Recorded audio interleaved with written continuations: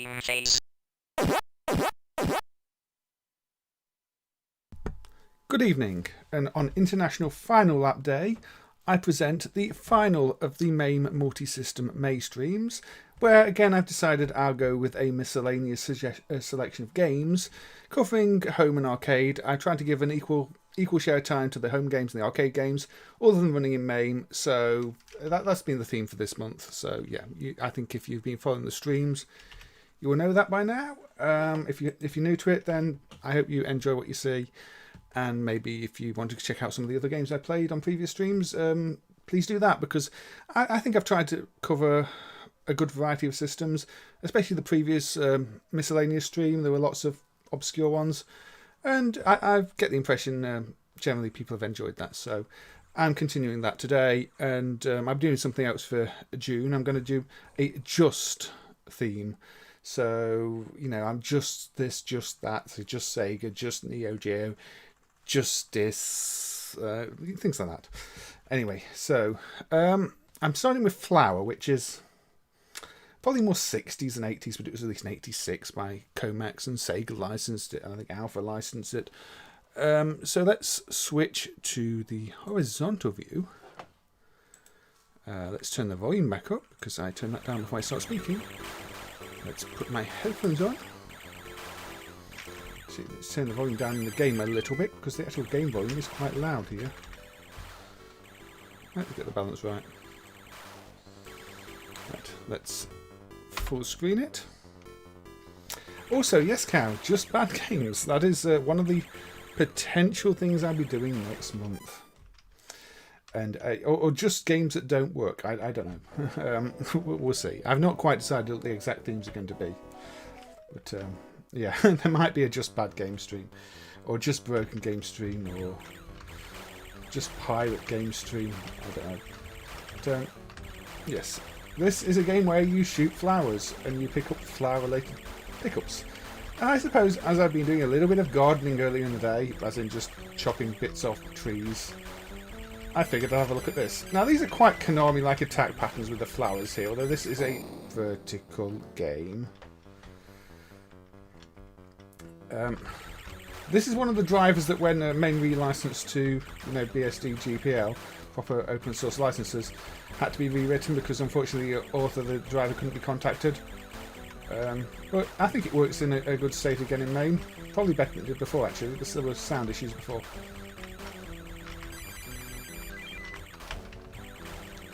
Get a bit extra speed. But yes, it's been a warm and sunny the last few days. Explosive flowers, yes, I say it's very 60s more so than 80s. And there aren't many games with lots of flowers, especially not 86. I mean, you did have your Q-em-ups, and I guess this is almost a mix of Q-em-up and space shooter, and also I failed. Now this one's quite controversial in the inputs, because some sources, including I think the manual, say it's a 4-way joystick game, but the demo uses 8 directional controls. The game supports 8 directional controls, and it's basically unplayable with a 4-way joystick. So I think the suggestion to use as a 4-way joystick is probably just an error in the manual, or you know, the official data we have for the game, the whatever sheets it was on. I know there was some official source that said 4-way, but maybe they just confused 4-way as in having 4 directions, not strictly 4-way limited. I have a cutter that I can use to attach things and collect again. The red squares are like a little warp thing where everything's coming out of, I think. I think that's the idea. There might be more to it, I don't know. I know there were like flower bosses, and yeah, this is nice. I mean, it's actually quite late on. This is 86. I think maybe if this had been 82 or something, it would look better. There's no rub end on the high score either. So yeah, this is 86, so it's actually quite late on for a shooter like this. But it's still fun, and I think that's what counts. And say Sega licensed it, or Alpha licensed it, so there must have been some appeal to it. I mean, I don't know anything about the company that made it, Klomax, apparently. But the flashing bar gets more intense as the stage goes along. I don't think you can do much in terms of going up the screen. You know, you can't reach the flashing bar. This is as high as you can go on the screen. Also, you don't want to be this high up on the screen because that's dangerous. 30th. So, who have we got in the chat? Let me just pause and have a quick hello to people, because you've got Cow and Bob and a few others earlier on. So we've had Thomas here, who does Scum VM. We've got Peter Force here early as well. We've got Bob, who comes with his daily facts, although today is definitely International Final Lap Day, Bob. This is confirmed. I don't care if you say otherwise. It is definitely International Final Lap Day. So we've got Cow. I think I already mentioned Cow. Cow who wants me to play Final Lap again on International Final Lap Day, but that won't be happening. Except maybe no, it won't be happening. Who else we got? Let me scroll down a bit. There's a lot of me talking because I was replying to everybody earlier.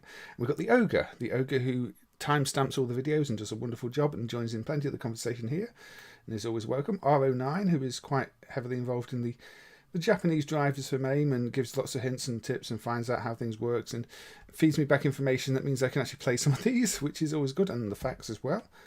We've got the fellow Jasper, who arrived just as the stream was starting, so welcome to you too. And Mo, who again arrived just as the stream was starting, so welcome. Say Aramas Arrington, who arrived just after that, so welcome. Mr. Drome as well, and hey, hello, and hello to you. Hello to everyone, as you say. I hope you're doing well. Aussie Guy, who is here nice and early. Aaron, who is also here nice and early. Palo Face, again, I think that's a new name to me, so welcome, I hope you're doing well. Mass Ninja, one I recognise. Custado, another one I recognise. Jonas Rosland, one I don't recognise, but again, welcome to the stream. If it's your first time, I hope you're doing well. And Rockman, who has just posted a comment and who has just picked up for us a bunch of juice box cartridges, which we'll hopefully be going to Sean to see if you can get them dumped. Because for some reason there are only 2 juice box cartridges dumped, and probably about 40 were made, maybe more, I don't know. There doesn't seem to be an official record. Mattel's site sort of has some of them listed on their service page, but not all of them. But yeah, the juice box does run in MAME. It's a very primitive sort of 160p video player from 2004 on an ARM processor, but it'd be nice to get some more cartridges of that dumped. So hopefully those will go to Sean and we'll get them dumped.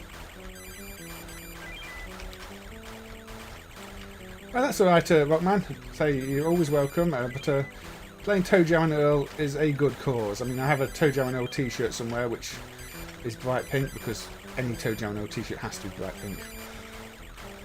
32 juice box cartridges. That might be about right. I mean, I've been adding a few to the soft list documentation in MAME the Ogre, but say I don't really know how many were made, and Wiki's not always 100% reliable. But it might have a better record than I do. Obviously I need the actual part numbers to add them to the lists. And Mattel at least used consistent part numbers. Although there were lots of gaps because hardware had a part number or the products had a part number, but you can easily identify a unique product by its part number. Now there is more to this game than I'm showing because there are bosses.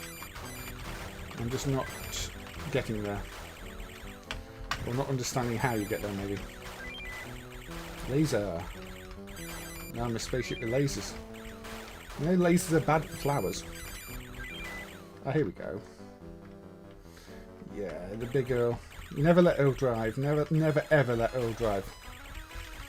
Ends in bad things. Although then again, if you didn't let Earl drive, we probably wouldn't have had the game, so maybe you should let Earl drive. And here we go. A battle against a flower. It's a big sunflower, isn't it? And the sunflower and its minions of other flowers.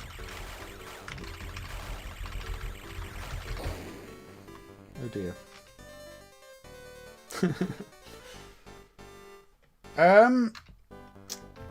I mean, if you're converting them from, say, redump sources, convert them as it. Sorry, I wasn't even paying attention to naming myself then. Klomax developed this, apparently. I don't know much about Klomax. Too much pollen. Yeah, this time of year is definitely a too much pollen time of year, Peter. This is true. Well, maybe you could re-encode my streams at 160p, although I think it's a custom developed codec according to the splash screens on it. I mean, I can probably fire up Juicebox briefly after this, although I don't want to play any episodes because probably copyright issues. I can show you what Jukebox is briefly. Juicebox. The thing is that while also running at like 160p, the driver only runs about 110% speed on my 4 GHz i7 because it runs on a 66 MHz ARM, which is software decoding a lot. And in terms of MAME, the 66 MHz ARM is kind of fast, and there's no idle time on it, so yeah. Also, it looks much worse than the Game Boy Advance video player, although to run that at full speed in MAME you have to overclock the Game Boy Advance driver to about 150-200%, otherwise it all falls out of sync. Because I think our on timings are sort of make-believe. Your kids had a juice box even. If you're still getting the cartridges and they're not ones we picked up and you fancy shipping them to Sean, then it would probably save me searching some of them down. I know there are a bunch of WWE ones we've not got, including a Chris Benoit one. But never mind. Let me shoot some flowers and forget about all that.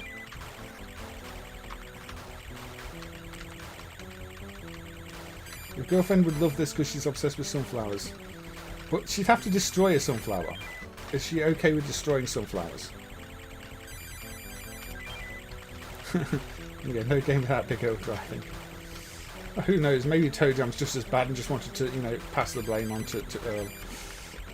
You don't know.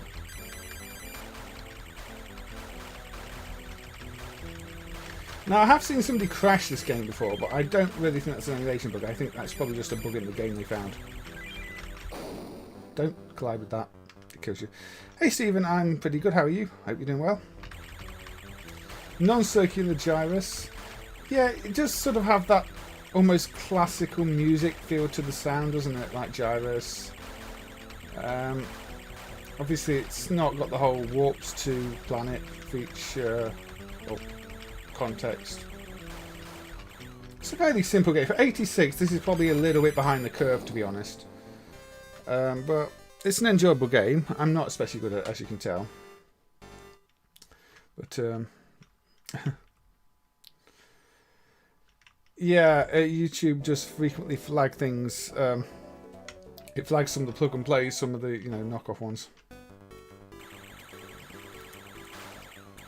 I have not heard of a Sega Taiko video driver, although there were various VHS-based games back in the day that will probably ultimately need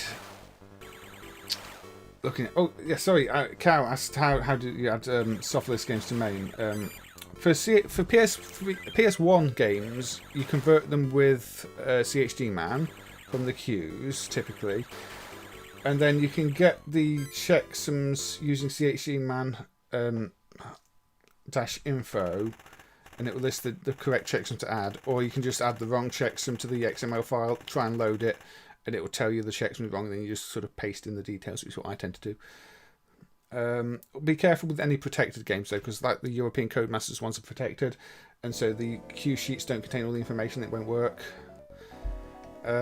It's probably a better question to ask on the Bannister.org forums, so hold on a second. If you create an account,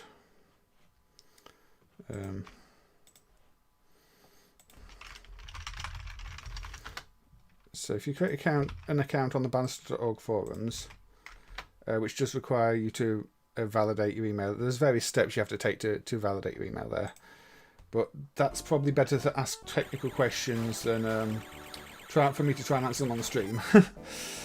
But yeah. Hey Andy, welcome. I hope you're doing well. And hey Mess Drivers as well, I hope you're doing well. And hey Frank Rizzo 890, I hope you're doing well too. I think this is probably the most famous thing Klomax ever did, unless Klomax was an alias for somebody else, Frank. I mean, this is why I wanted to highlight this game, because I don't think anybody's looking for games by Klomax. Because I have no idea who Klomax were. I've never heard of anything by them before. A lot of people just thought this was a Sega game or an Alpha Denshi game, but as far as I know, Klomax were the original developer, and that's why the Klomax set is the parent set in MAME. So it's got a kind of Konami feel to it, but vertical. Those flower attacks and the pouts they drop are very Gradius. But other than that, It's not that canal back. Graphic Research. Oh, did Graphic Research do Taxi Driver too? Or I think it's somebody else. I've heard of the name Graphic Research before, but I don't know in what context.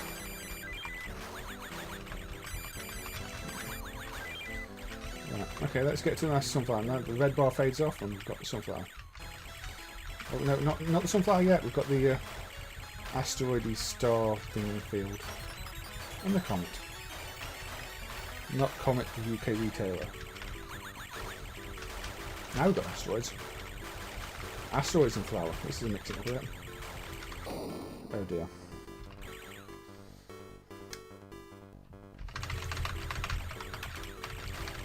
Apparently I'm not very good at this game. I'm sure that will be a shock to anybody who's watched these streams extensively.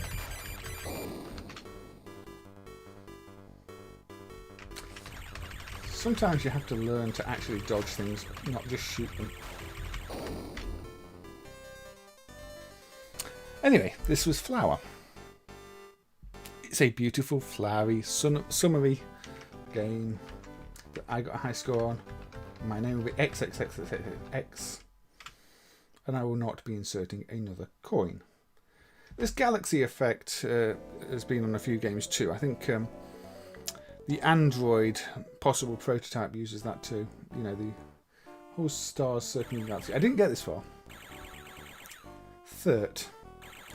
Maybe third.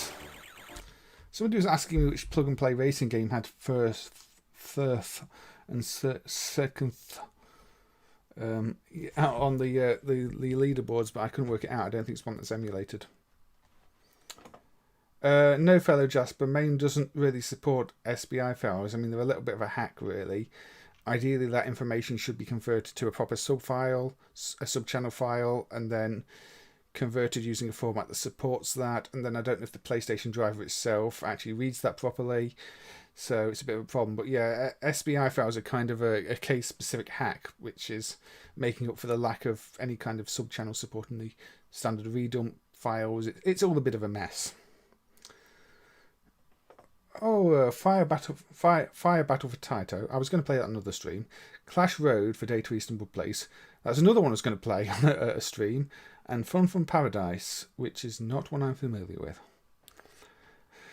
Is Fun from Paradise a game in MAME, or is it a redemption game? I've never heard of it. Is it like a console game that I've never heard of? Clash Road still seems to run very quickly, although I think it's on the same... Is it on the same type of hardware as Fire Battle? I don't remember. So the name seems familiar, but anyway. Yeah, it could. I mean, for an 86 game, like I say, it's not that advanced Custado, but it's a good, fun, colourful one if you like that type of thing. And I thought I'd kick the stream off with it. And for the second game on the stream, I'm going to go with something that's been a bit of a regular on these streams, and that is an X68K game, which has had a bug fix. Before I do that, let's take this out the way of the chat window so I can actually read the screen. So this is the original Zero. This one's called Zero Master Strike. We looked at the sequel on an earlier stream, but this one still had a few emulation bugs before, mainly the main menu. But yeah, Cow. It's all about CHD, man. It's all about making sure you put the right checksum in the software list. If you run something with an invalid checksum value, MAME will tell you the correct checksum value as long as it can find the file name. Which is the easy way to do it, I find. I mean, I just put 11111 as CRC, 1111 as VSH1 on that type of thing, and it just comes up, you know, invalid this is the correct value because this is what's the file. No, I've not improved Speed Racer yet, Rockman. It is kind of on my list of things to do because I'm looking at the Namco stuff at the moment, and it uses the same rotation chip as Metal Hawk, where I know I've got to do some fixes, but it uses it in a line mode, and the line mode is only really otherwise used by the Mac breakers. So anyway, this game, for some reason, in older versions of MAME, the menu here didn't render because it kicks off a DMA, but the DMA basically has to be instant, even though it's not set to the instant mode. Otherwise, the 68K then overwrites the timeout, blanks it out. So it's timing sensitive, I think. But yeah, this is another one of those caravan shooters. It shares the mechanic with the first one. When you're in low mode, you're charging the missiles. You change to high mode to fire them. Your high and low modes have different firing patterns. So you want to change to low to build up your missiles. You want to fire them out. And this is where I have to concentrate, because otherwise I'll be dead very quickly. Change to low mode, build up the missiles. Change to this mode, fire them out.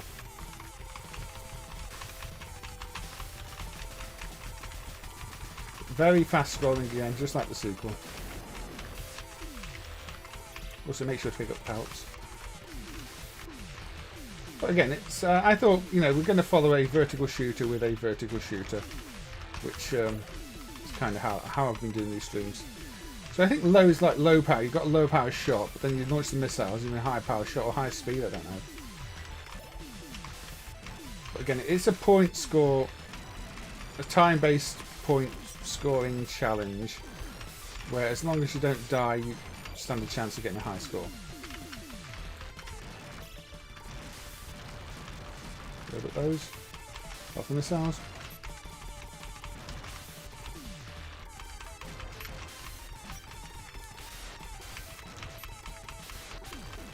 But again, this shows, you know, that the X68K is very capable of delivering fast, smooth, colourful shooters with a lot going on.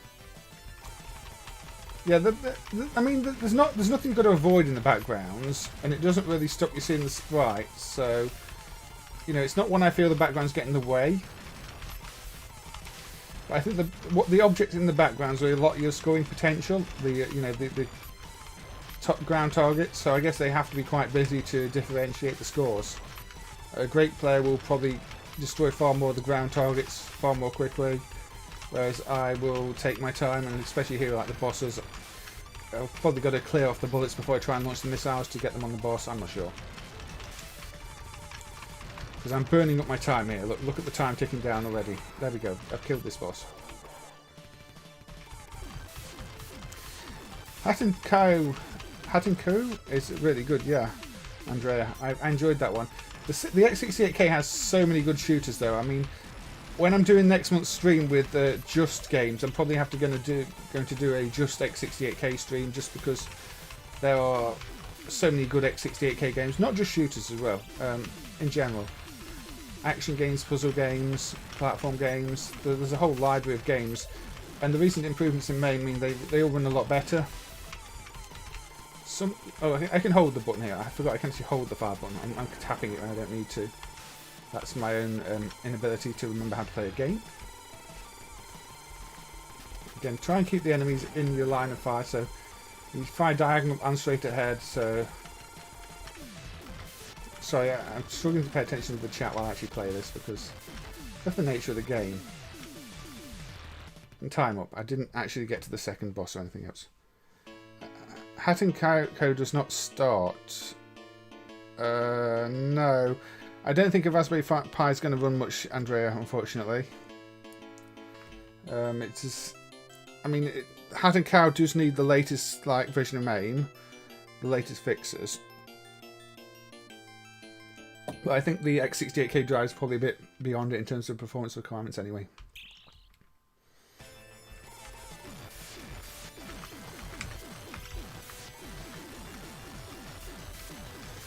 Yeah, I know you'll miss the clicky if I don't hold the button. If I hold the button instead of tapping it. But I don't want my fingers to be completely flat by the end of the stream. You still get me to see me hear me tapping, you know, the other key to fire the missiles.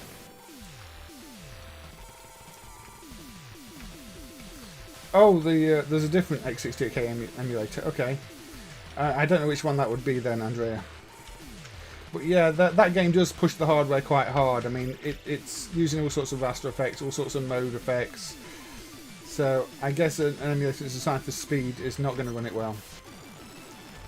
Also, I think some of the other X68K emulators are still based on sort of the ancient Starscream 68K core, which isn't all that accurate. And it's the core older emulators like Neorage X and Rain used. I think it's had some fixes since then, but it's still not on the level of, you know, a full-blown X68K, I mean 68K core.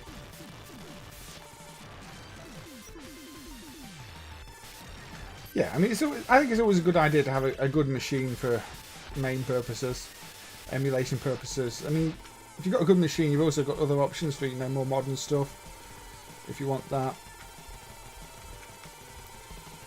I think a lot of people just assume because MAME's older stuff, it has lighter requirements, but it doesn't. But then you get your better machine, you can potentially run, you know, N64, Wii, GameCube, even maybe Switch stuff in other emulators. I mean, there's a PlayStation 3 emulator, PS2 emulators now. So it always helps to have a good machine around for emulation. It's not an easy, simple task that some people think it might be.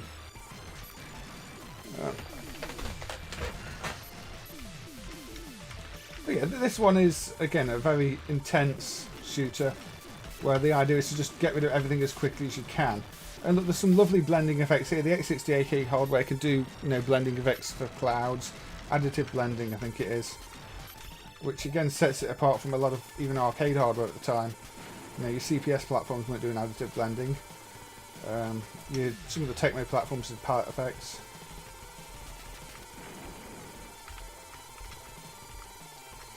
Yeah, lovely little game, this one. And again, you need the latest code from Git to play this one with a working menu.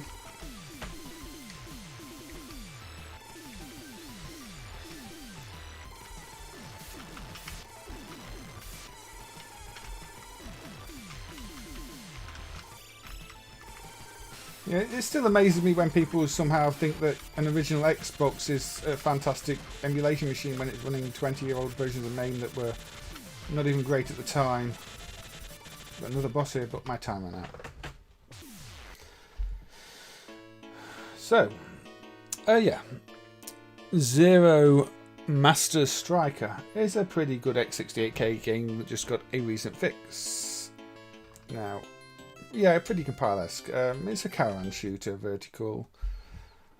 Yeah, the fix will be in 2.3.3 for this one. There might even be more X68K fixes for all I know, because Carl seems to be on a bit of a roll with those. The X68K has a lot of adventure games. I don't know, Stephen. Most of them are in Japanese, and I don't read Japanese. And I guess it's probably also got a lot of adult games as well, like many of these Japanese computers. So adventure games might end up falling into, you know, that category. I know the FM Towns has got some LucasArts games, but again, I don't think there's any reason to play those over the other versions. Anyway, let's see if I missed any chat. Yeah, Mr. Drone, it's really good to see these X68K bug fixes, because it's an area where MAME can shine. Yeah, I'm using BGFX and CRTGOM MES drivers, and Andrea, who I believe must have mentioned that. That probably your emulator's probably not using any filters, Andrea. I've got this CRT filter on to try and make it look a little bit more like the real display, and I think it does a good job. MAME fan did ask me recently why there are no scan lines if I run a medium resolution game like a System 24 one, and I don't really know why. I'm assuming it's because the scan line's sort of a third of a scan line and the resolution just doesn't fit or something like that. Or maybe the shader's just not tuned to medium resolution games, or ones that should be interlaced. But for the standard resolution ones, it does look really good.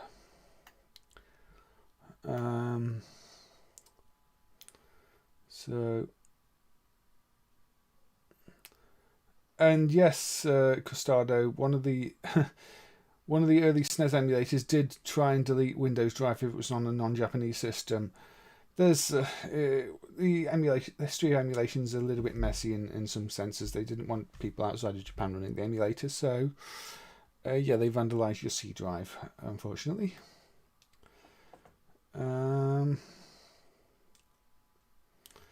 I mean, 8086 DOS isn't the easiest thing to emulate, Thomas. I mean, if you look at the later x86 things in MAME, they tend to struggle a little bit in terms of performance.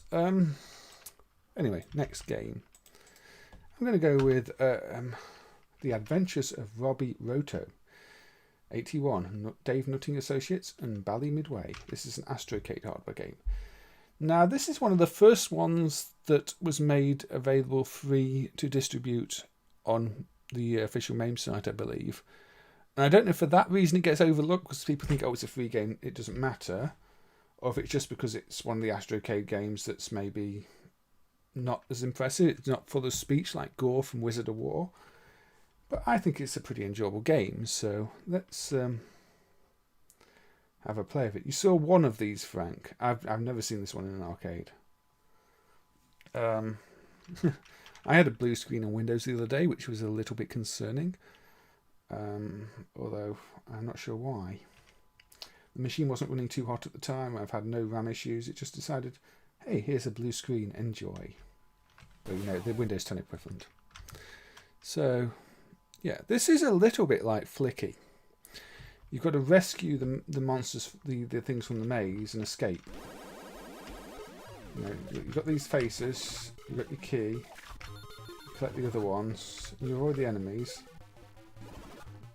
and then you get out the maze. I mean, I turned 40 in May, Frank, so I think I did miss the 80s period of the arcades because I was just a kid and, you know, we didn't really have much locally that I ever saw. Oops, I got caught. Yeah, I know. I mean, I'd say it happens less these days, but you still do see it, and it's a shame. I don't know why. I mean, to me, I think people should be proud of the creations and want to share them with the world and let people see what their history was, but in reality it doesn't really work like that. The spider's stolen my smiley face. But never mind. I will retrieve it. But yeah, this is a little bit slow paced, but so were most of the Astrocade games. Can I get this back now? No, I can't.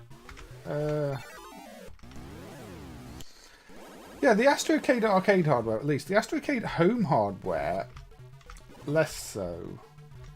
But these were impressive, considering I think these were all written in low-level languages. Was it 4th or... I think it was 4th, wasn't it? Okay, let's just get these two out the maze. Yeah, I can imagine the 80s would have been a good time. I mean, what was left of the 80s when I was growing up was also a good time. But, you know, I barely have memories of that time. Just the ones that were... Even the early 90s, you know, as a 10-year-old into my teens, I barely remember that much of it. But, you know, things that stood out like the Outruns and the Teenage Mutant Ninja Turtles. And then your giant machines like, I say, Super Dead Heat, which recently got dumped and emulated. Stood out just for being such a spectacle. Yeah, this has got sort of elements of Dig Dug and the like in too, with, you know, digging through the maze.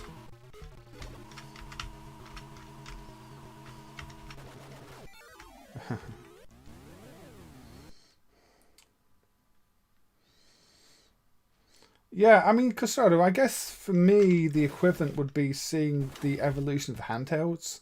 People on the playground with Game & Watches, and then the Game Boys and everything from there. And obviously these days it's all smartphones.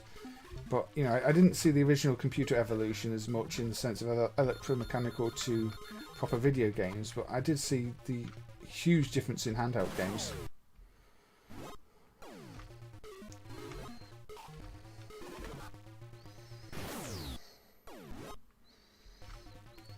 Yeah, the playfield isn't just 90-degree angles, it's bendy passages.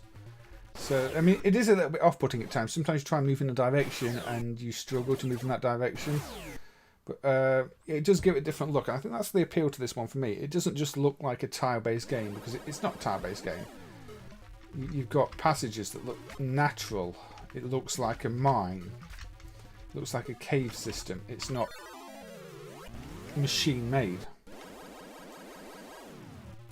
Yeah, I think a lot of people who are into emulation, especially MAME these days, are going to be of a similar age, because, you know, MAME is one of those things that appeal to people of that age. other emulators around the same time. I mean, you had your CPS1 emulators, Callus and the like, that were around the same time MAME was in early MAME days. And those tended to be the games that people of my era grew up with, or maybe even our era grew up with. So your Street Fighters. And so they all get bunched together, and the people that still or experienced emulation at that point.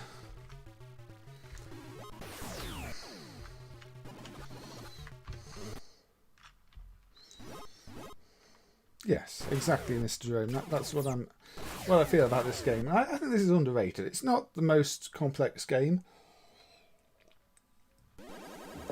but it's still a good game, and one that I think if it had got speech samples like Gorf, people would talk about more.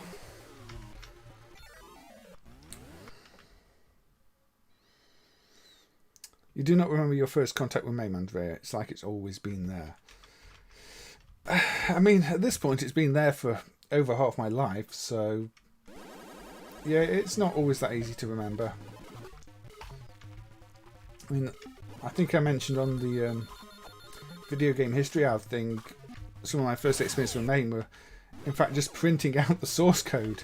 I mean, at a time when, you know, you could print out the source code because it was a manageable amount of source code to print out. You could have a little folder full of the MAME source code to study and try and learn from. But that was the early days. That was sort of 98-ish. These days, try to print out the source code, you'd have a sort of a folder this big. But you can still print out the relevant sections to what you're trying to learn, I guess. But overall, it's a much more comprehensive project than it was back then.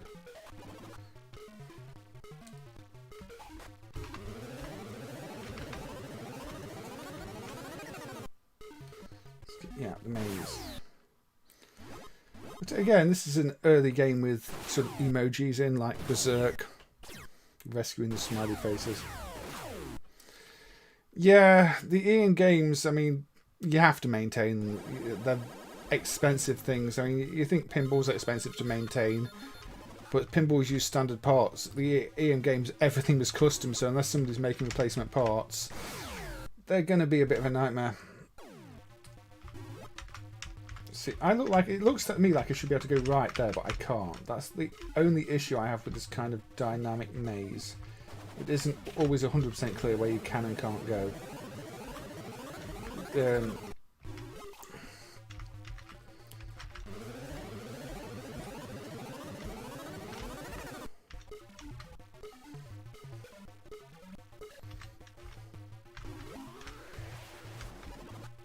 Just get this one out.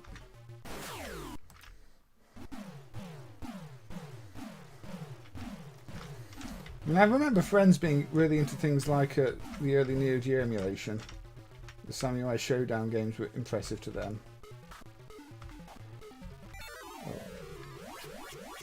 But trying to run things like Bubble Wobble, even Space Invaders, Bubble Wobble, Cabal. A lot of the early games I tried to run in emulators were ones I remember from computer conversions, say Rainbow Islands, Bubble Bobble. That's to say, that was the appeal of the Rain emulator. It claimed to do Rainbow Islands, even though I don't think to this day it emulates Rainbow Islands properly because they never integrated the new protection findings. But yeah, and then, you know, my interest in emulation was based on systems I'd owned. You know, one of the earliest drivers I did for MAME, other than adding clones, was the Sega C2 one because it was based on the Mega Drive and had researched the Mega Drive. And that's how these things go sometimes. But anyway, Robby Roto, a nice little rescue the things from the maze and dig around. A bit of a mine, isn't it? Which leads us on to the next game, which does not want to run.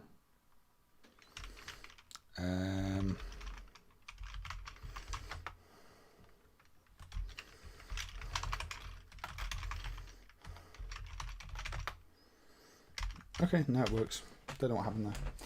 This is the IBM PC Junior and Mineshaft, or Mineshaft, not Minecraft. Yeah, I used emulators on the Amiga Spectrum ones, but I wasn't really even trying to understand how they worked at the time. Costado. Hey, Math, welcome. I hope you're doing well. And hey, Foxhack, I hope you're doing well too. Yeah, people did give ROM sets around at the time. I think somebody gave me a ROM set back then, actually, and a collection of unemulated games as well, which was really important for me working things out. I think I've got, a list of unemulated games in manufacturer folders. That is sort of how the things I first tried to start looking at, some of those. So yeah, this is the IBM PC Junior and Mineshaft. This is really just a maze game where you're collecting diamonds from the maze and trying not to get killed. So this is early, x86 hardware.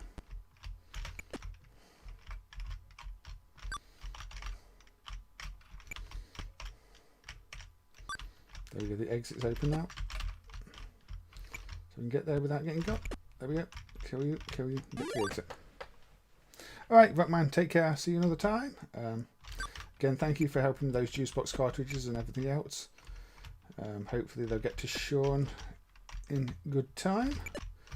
It was a nice little bundle we got there. I think 14 cartridges for about $30. And only 2 of them are already dumped.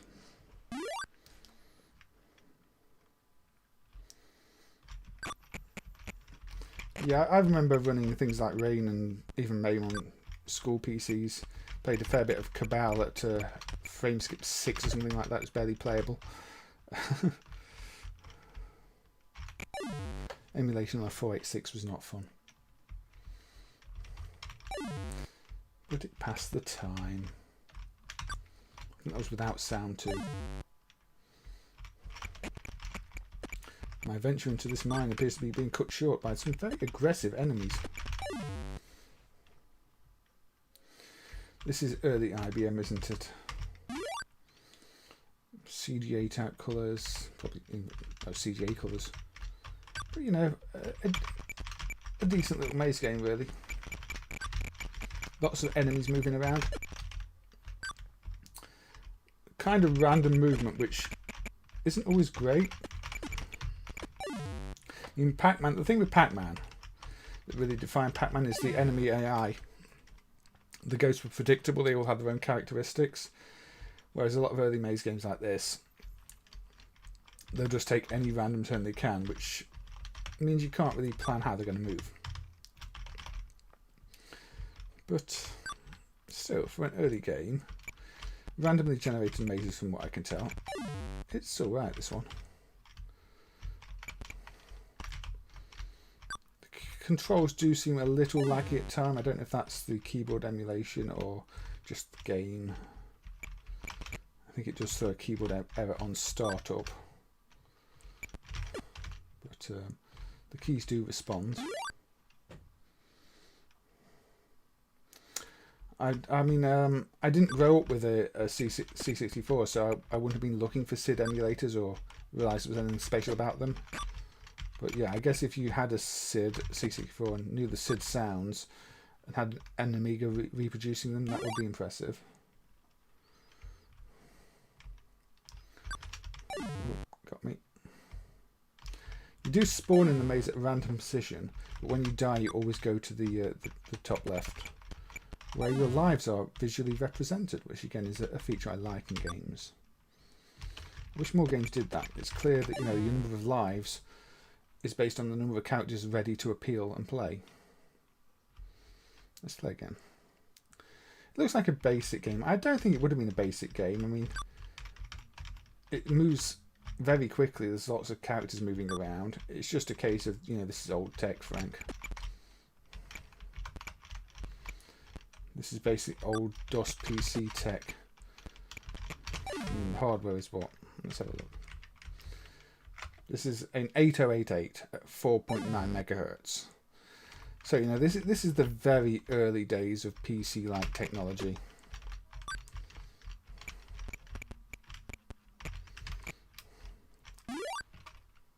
Yeah, I think it's assembler, Frank.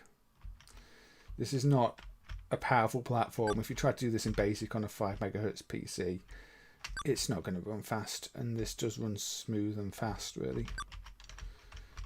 So the number of enemies really ramps up as well.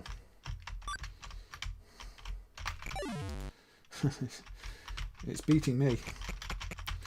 BASIC has the power to beat me. It's not that basic.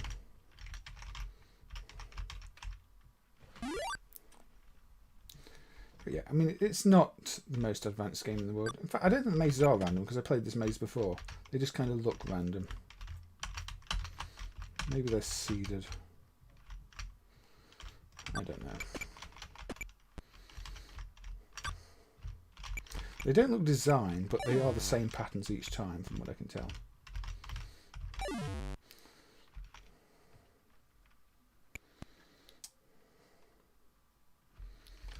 Let's play another life or so, well, you know, game or so, before moving on, because I don't think there's much else to show for this one. I just wanted to put this out there because, again, I'm trying to look at platforms I've not looked at before, or platforms people might not have looked at, games they might not have looked at, and I don't think many people have fired up the IBM PC Junior driver in MAME, and so it's worth a look. Yeah, this was a cartridge release. I don't always load the cartridge releases because sometimes it's interesting to show people how to load the games on cassette or disc. But in some cases, it just makes for quicker streaming if I do just load the cartridge versions. But yeah, this got a cartridge release. You plug this into your system and you play a game.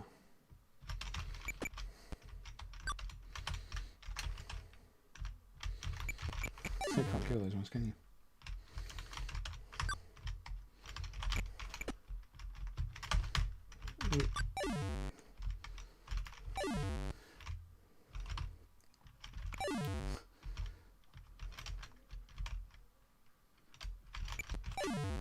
I fired in the wrong direction and lost all my lives.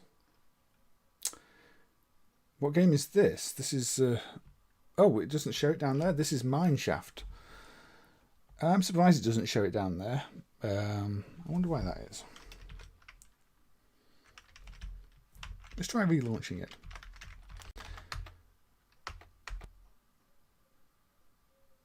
There we go. This time it showed it down there. It seems if I use the cart parameter on the command line, it doesn't show it down there. If I just use the shorter hand way of presenting it, it does show the game name. So there you go. This was Mineshaft, the IBM PC Junior, which is now shown in the bottom corner. Your boss had an IBM PC Junior when you started in '89. That seems quite late for one of these machines. I mean, when was it released? Released in '83, so your boss has had that one for a while. Maybe, Carl, I don't know. So it's not a drive I've had anything to do with, so yeah, maybe the clock is incorrect. Right. Let's go with... Let's move... I'm reordering my list a little bit. I think this is a vertical game.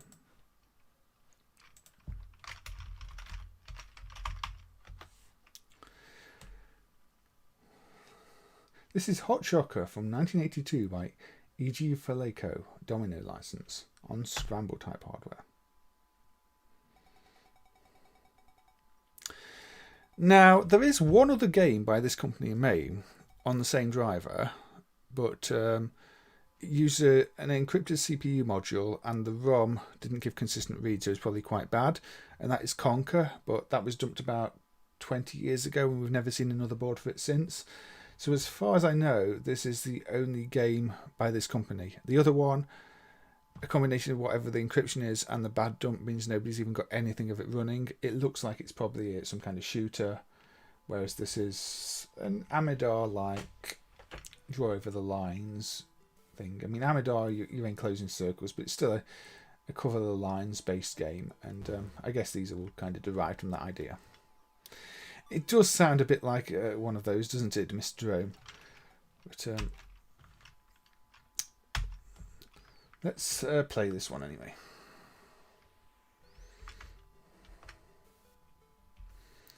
Yeah, as far as I know, this is a perfectly family-friendly game where you just have to draw over all the lines. If anybody knows otherwise, and please tell me.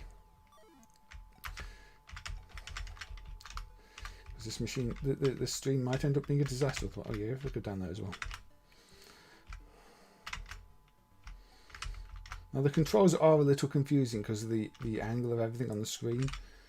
You press the closest direction, so it's up to go up there and down to go down there, left to go there, left to go up there, not as you might expect. Aradar meets Black Widow. Yes, I think that's a fair description.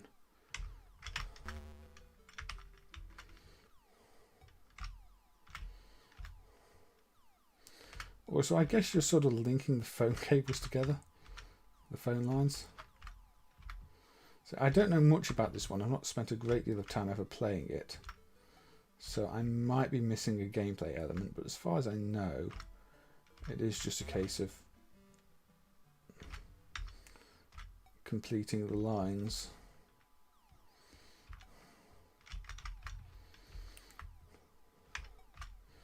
This wasn't originally going to be a high priority one to play in the stream, but I was alerted to a computer-based Amadar clone that I want to cover, so I thought I'd up this in the priority list.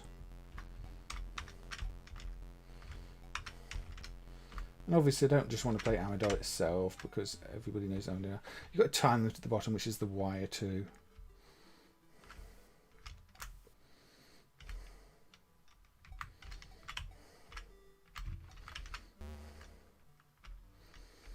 I'm not doing very well here, am I? There we go, I've completed this maze. It has the wrong clock, does it, Bob? It should probably be corrected then. And here's a little ruler, which is a bonus round. But I did not take it as a bonus round, I just decided to have a drink, which meant I died on the bonus round.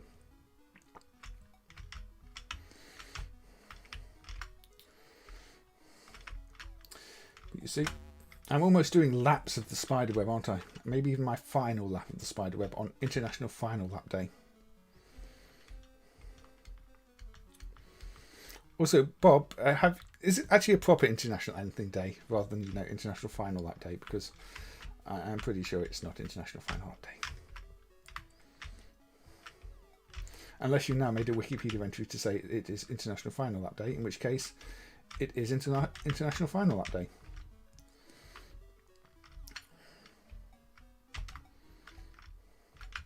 But yeah, I'd be interested in seeing if anybody can salvage anything.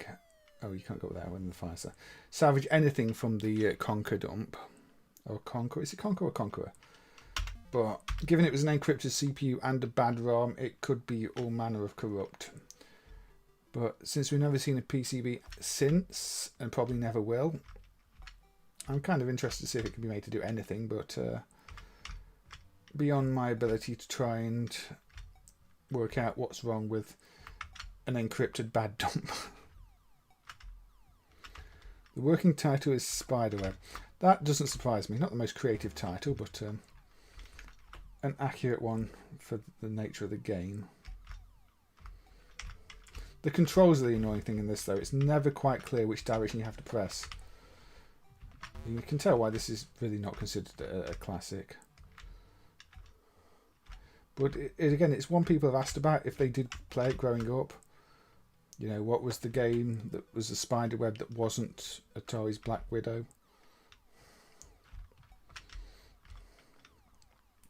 Where you're playing as sort of the executioner, because you do look like a little executioner there, don't you, with your mask on. Although you've got a nice friendly name of Dudley. Final Lap Twin Upright.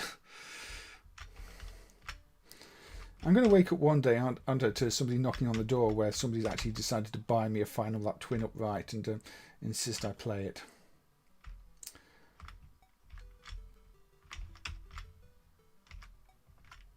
Please don't do that. I'd have to find a way to sell it again.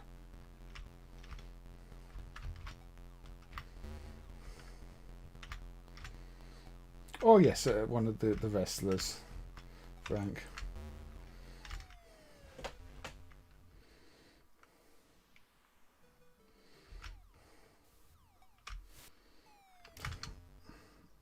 I didn't learn my lesson from last time there, did I?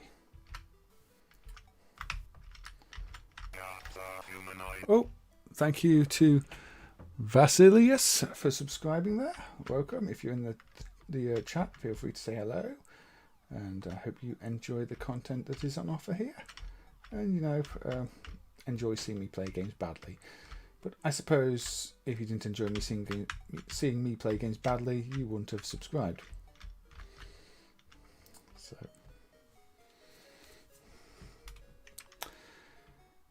yeah, I think in the end, MAME will probably have a pre-set up 2-cabinet thing for such games, because that's how they shipped. I mean, GP Rider is like that in MAME. There is an option to run it as a twin cabinet, because that is how Sega shipped it, really. The single cabinet option is basically just there for if the game failed. If one of the boards failed. At least I'd hope that would be the case, but who knows. It makes sense because MAME sort of emulates things as they were shipped, and the shipping configuration for Final Lap was typically a twin setup. And it's not too difficult to do. You just convert the entire driver into a device for the PCBs, and then you add multiple versions, you know, multiple copies of that to your base driver. So the PCB is a device. And as long as you emulate the linking hardware, pretty good.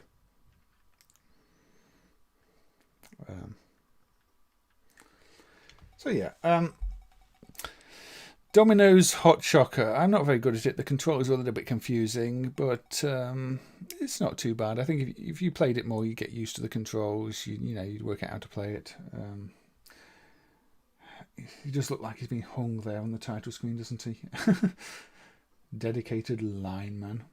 You get character names, although they're all the same colour. I mean, you'd expect if they've got different names, they'd have different colours like Pac-Man, but they don't. Yeah, it's not a terrible game. It's quite enjoyable. It's just slightly annoying to control. But I wanted to play it instead of just playing Amidar, because that would have been boring. Although I would probably play Amidar on another stream because, yeah. Now, this is one that was recommended to me a few hours ago by Dirk Best, also known as Duke, one of the MAME developers. And this is for the Color Genie EG2000, which is a machine by EACA, a Hong Kong company, that was sold in Germany around 1982. Press enter here. You can type system. Now, I've had to run this with RAM size 32K on the command line because it requires the 32K machine. So keep that in mind. And then we can type paint. And then we can play the tape. Do you want loading sounds? Here's some loading sounds. Welcome, Super Goofy Extreme. I hope you're doing well.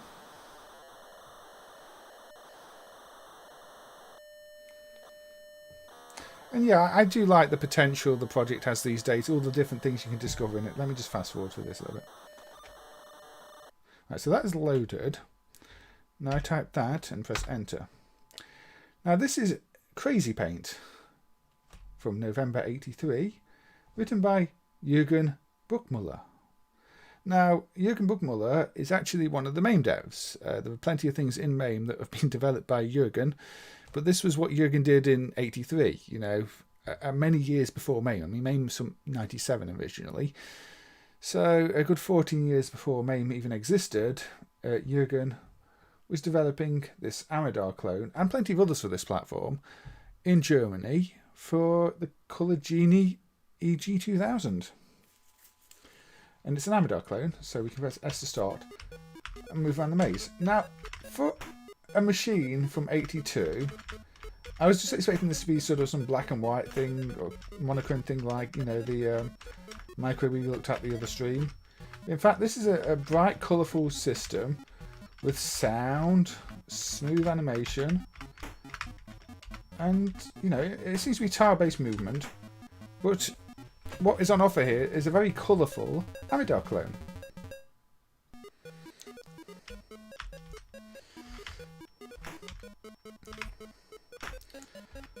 So I don't think it's got the option to make the anything jump out your way. So I think you're just avoiding them, unless I'm missing a key, or not avoiding them if you play like me.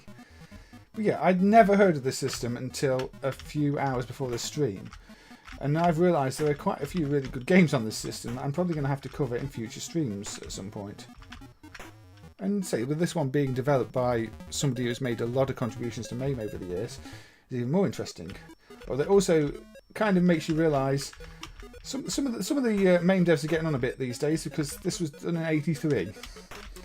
So, you know, when I was 2, there was somebody who worked on MAME developing games for a console or computer in Germany.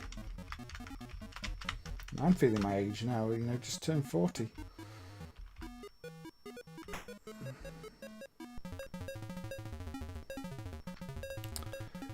I did do CAS again, yes, because I think in some cases there are multiple versions. But yeah, this is Crazy Paint. I'm going to have to work out why it does that. I thought it would just be shorthand and do the same thing, but apparently there must be a different code path where it doesn't supply the information to the script if I use, you know, the manual flags, manual options. But yeah, this is the main Crazy Paint set, CRZ Paint, in the Genie cassette list. I don't think that's going to be the last time that happens tonight either, because there are a few where the software list names match in the disc and cassette lists, and I'm having to specify it manually so it loads the right one. So in cases like that, yeah, I'll have to probably mention what the game is.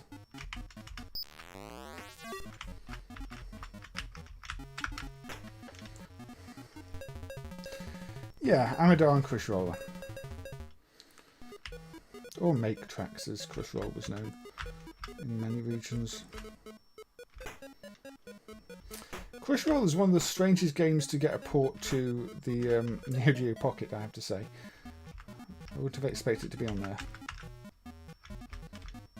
What can I make a run for it? Yeah, I really like the colours this system has as well. I would not have expected this from a system I've never heard of from the early 80s. And it's got, yeah, because you're doing the paint roller. I think the paint roller graphic is what gives you the Crush Roller feel to it. Plus you can't seem to jump or anything. It's fast. It's got, even got music. A friendly little tune going on there.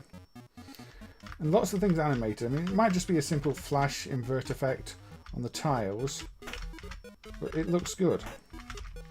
It makes the screen seem busy, active. Let's get that. Oh, missed it. The enemy movement does seem a bit random, so you just have to wait them out sometimes. Yeah, this, I think, yeah, this if somebody did a port to this for the CPC, it'd be really good. I mean, it'd be a simple game, but you could easily pull it off. You'd probably have to do it mode 0 to get the colours, so you'd lose a bit of the resolution. But yeah, this could probably easily be ported to the Spectrum or the CPC, and the game would still be playable. And it could do with making it so you can hold the direction you want to go before you turn in that direction, like Pac-Man has. That's maybe my only little complaint. Yeah, you have to. The controls are a little fiddly at times.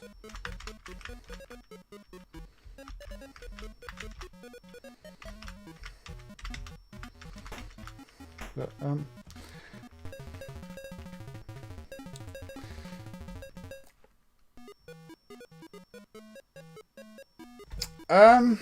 there was Triple Punch, if that's the one you're thinking of, Andrea.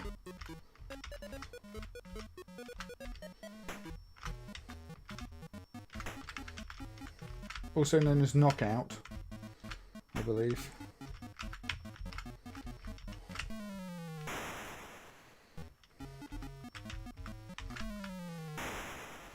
I mean, there were quite a few games that sort of borrowed this idea.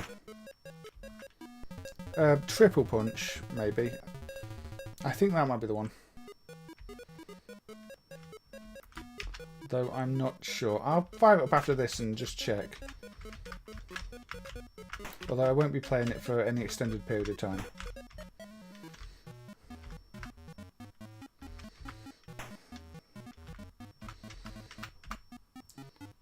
Unless I'm remembering the wrong game.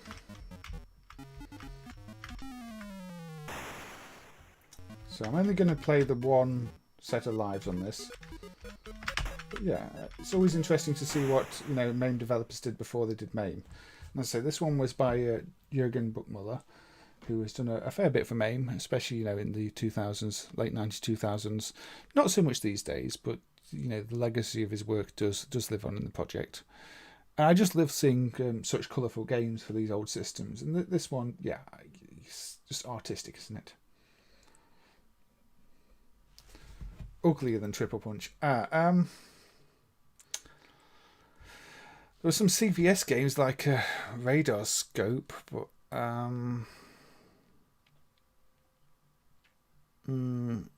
is it Radar Scope? I'm not sure. I'd have to look it up off stream, Andrea. Let me just see if Radar Scope's the game I think it was. Not that. Not Radar Scope. No. Radar Zone. This one. Yeah, sorry, I'm getting Radar Zone and Radar Scope confused. Radar Scope's the Nintendo game. Radar Zone is the Century one. Yeah. Radar Zone, I think. Is this the one? It's got the numbers in the squares. Similar. On DOS. So it wasn't an arcade game. It was a port of this game. Well, I'm not going to play this one, so it's not part of the stream. But I just thought I'd bring that one up because why not? Yeah, Radar Zone, and I think is basically the same as Heart Attack, isn't it, Aussie guy? But I think Andrea's saying it was a DOS CJ game, maybe. But let's have a look at Berzerk, the Spanish version with Spanish speech.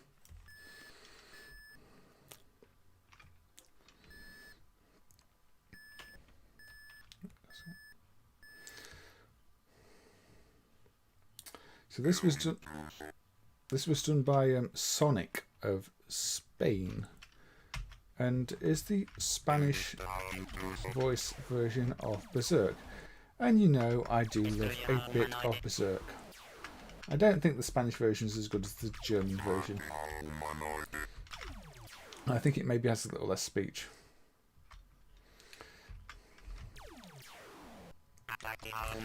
I'll have to have a look off stream, Andrea.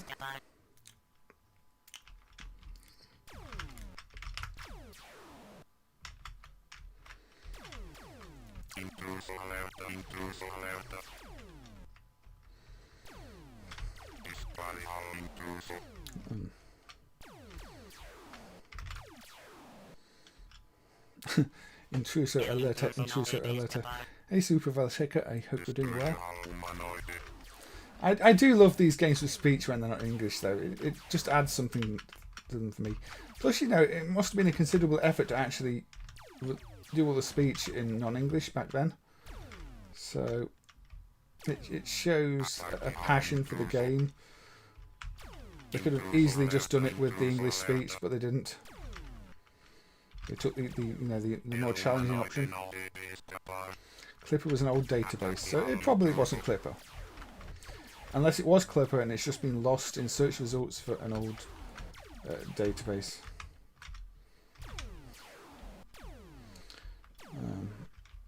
To be fair, I'm probably not the best person to be looking for old PC games, you know, CGA ones, but I'll give it a search.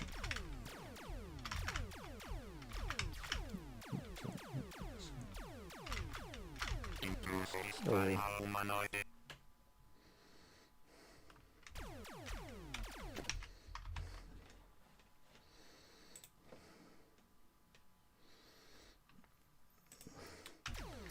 Yeah, that might be a worthwhile suggestion checking out, Custado. I've let your suggestion through, so if you append, you know, the YouTube URL with that code for the video, you might get the video Custado wants you to look at.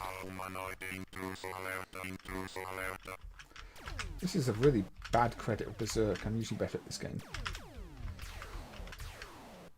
I think the Spanish version must just be Spanish hard. And anybody who's played like Amstrad CPC games or Spectrum games will know what Spanish hard is. From memory, not Google. I mean, Clipper could also be a ship. I mean, if you were doing a Pirates rip-off, you might call it Clipper.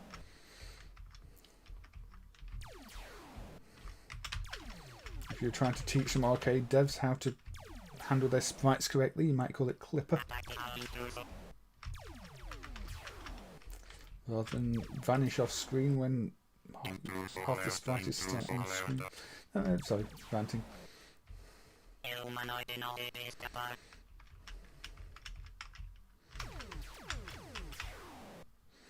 I don't think I have any Spanish hard computer games in the stream.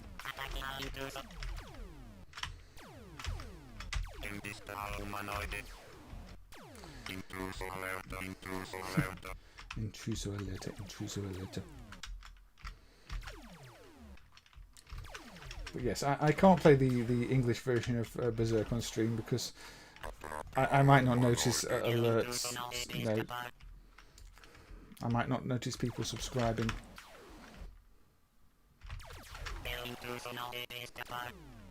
That's the right one, Andrea. Alright. I'll have to see if that one runs in MAME for a future stream then.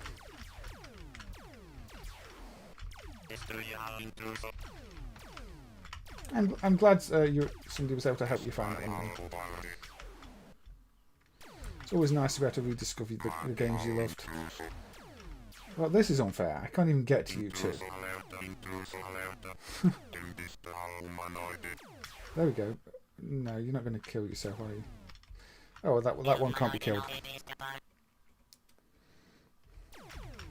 I will catch up with the chat shortly. I'm just going to try and not do so badly on Berzerk. Well, I'm already doing quite badly, to be fair.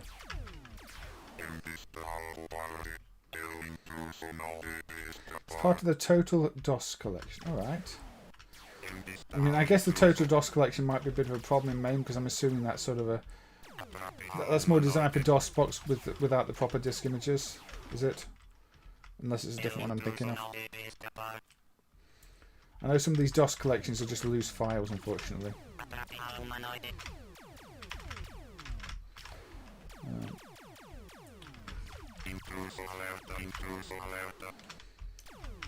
I mean, there's a problem with, somebody was asking about some of the virtual reality games in MAME and when they'd be added, but the same problem exists with the hard drive dumps there. They're just loose files, not disk dumps. And if you just copy every file on disk, you lose things like the boot sector, and it's not a good idea. You do need to properly image some things. But is it attempted to collect them in their proper disk formats or just the files? Because that's what I've encountered with a lot of these DOS collections. They've just been files, not disk images.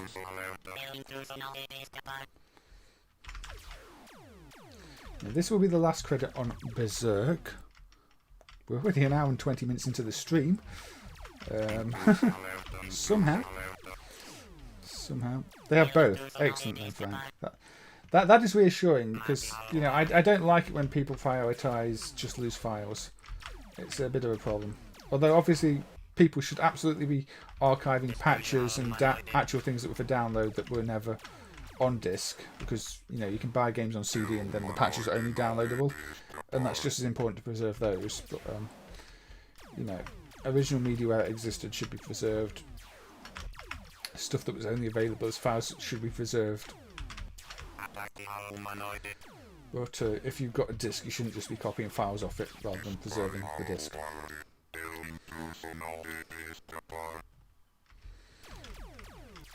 It's also possible, Andrea, for that kind of thing, if it was like basically a homebrew game or something, there tended to be lots of variations.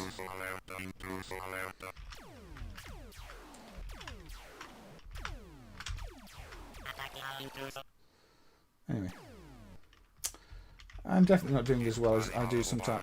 I think last time I played Berzerk on stream, I got like over 10,000 points. This time I've yeah, not getting that far. But must just be one of those things.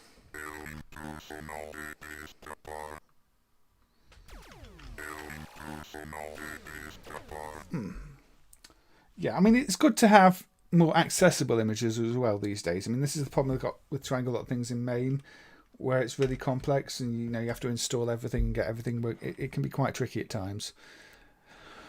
Anyway, right, the next one, flashing image warning.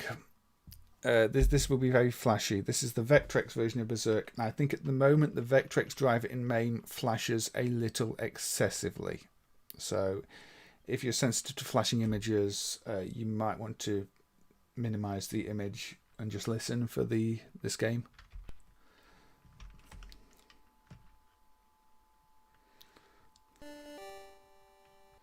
Yeah, the loose files do have benefits, but you should never be throwing away proper disk images in favour of them. They should be an alternative, not a replacement. But yeah, the Vectrex driver seems to flicker a lot more than I'd expect at the moment.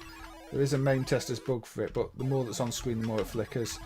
And I've seen original hardware videos, and they don't seem to flicker anywhere near as much. So that probably needs working out. And yes, the glow is a little excessive here, but you know, I like my vector glow even when it destroys the images.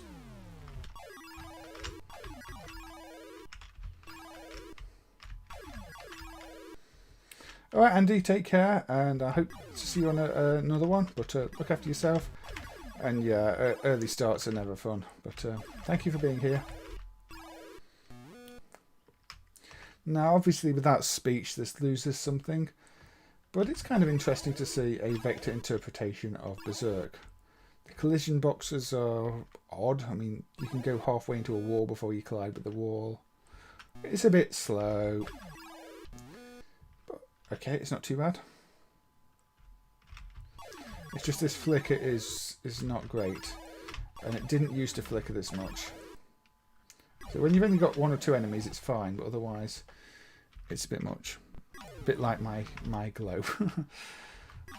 The glow settings I've got work okay for arcade games. Maybe not so much here. But I won't be spending too long on this. I just wanted to bring up, you know, a port of Berzerk that is not necessarily the first one that comes to mind. Also, I mean, one of the things with Berzerk is the way the enemies change colours between every few rounds, and you do lose that on a black and white vector display. So, you know, there are lots of good Vectrex games. This one plays okay, but I do think compared to some of the others, this loses quite a bit more over the arcade version.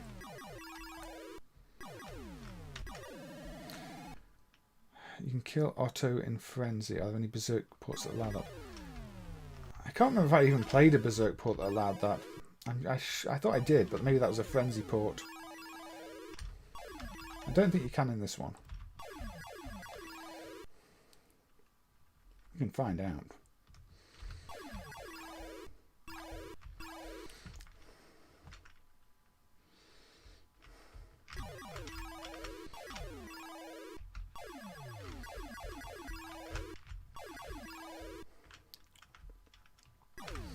Yeah, I think Berzerk needs two things really. It needs the speech, and it needs the colour changing enemies between rounds, because that's what gives you your sense of progression. And no, I don't think you can kill Otto on this one.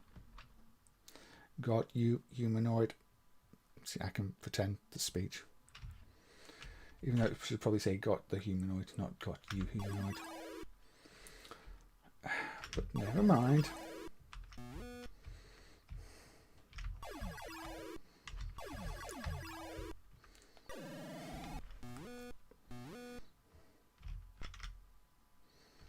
Let's just run away. I should have said chicken. Fight like a robot. Chicken, fight like a robot.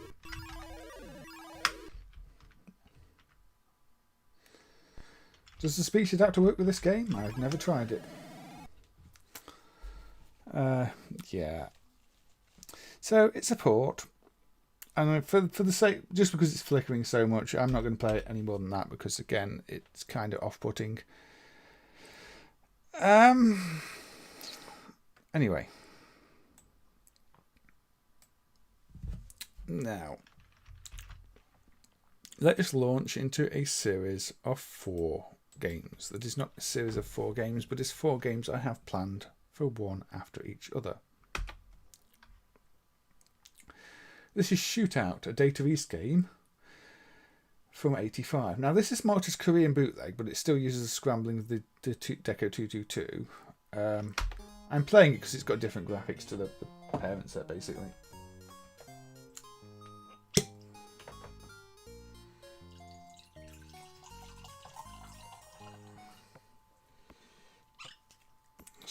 Pour a little drink. Observe that the desk is quite wet. Not from me splashing drink, just because the drink was in the freezer.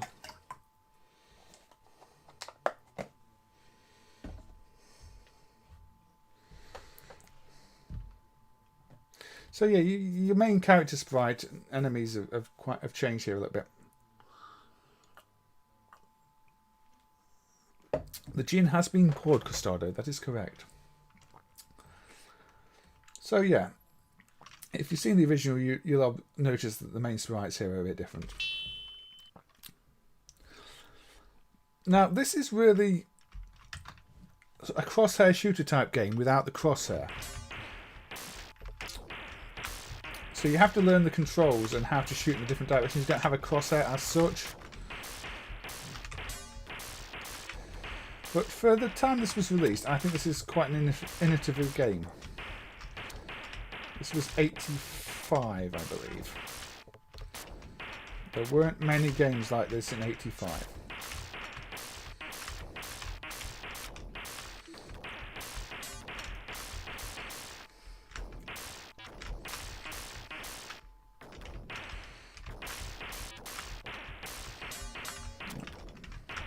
Also, I'm terrible at this game, so be warned.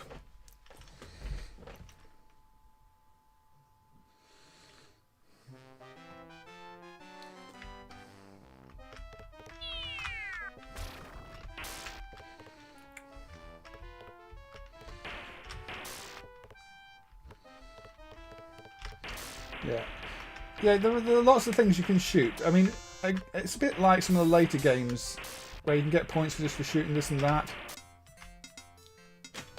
Yeah. And a lot of the crosshair shooters that came after this would borrow that idea. You know, you destroy all the buildings. Can't shoot. You can shoot them for 10 points a time. But you know, there is no crosshair. It plays like one of those crosshair shooters, but there is no crosshair. But I don't think at the time this was released there were any crosshair shooters in the traditional sense of walk along and have a crosshair. At least I couldn't find any. I mean, you've got things like Sega's Commando where there is a crosshair, but it's not really the same. It's not. I wouldn't really call it a crosshair shooter in the same sense as say Cabal. Although, yes, it's got a lot to consider for a game from this time. Nice fancy high scores between two. Operation Wolf is a light gun game though, Frank. You don't have a character to maneuver as such. This is about maneuvering the character and aiming and shooting at targets in sort of a 3D space. Which obviously is more famously done by Cabal and clones of that, you know, Pirates, Blood Brothers, and all those things. But this came before those. So you've got to not only manage where you're shooting, you've got to manage your character. This just lacks the actual crosshair. But it's a very similar concept otherwise. Yeah, Cabal is a great one. I mean, Cabal will be looked at shortly. But I want to look at this one for now. Oh yeah, actually, Operation Wolf flashes the screen, so I think Operation Wolf might be a light gun game. I'm not sure. I've been told often that it's not, but as far as I know, it does have a light sensor in it, so I think Operation Wolf might be a light gun game. Operation Thunderbolt's not a light gun game, that's a joystick game. But Operation Wolf, as far as I know, does have a sensor in the gun. even though I'd been told otherwise many times and even repeated that many times. But yeah, I think Operation Wolf might be a light gun game. It flashes the screen, which is often a sign. I don't know. So I've definitely repeated people saying that it's not a light gun game before, but I think it might be.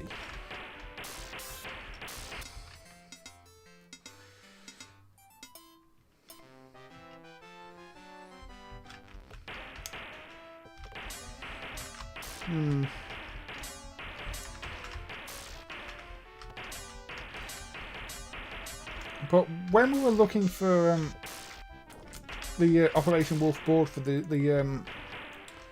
to get a C chip off there, I found a lot of Operation Wolf guns that were faulty because apparently the light sensor didn't work. So why would it have a light sensor if it was an analog device? Well, I'm getting a long way in this game, aren't I? I'm still on scene 1.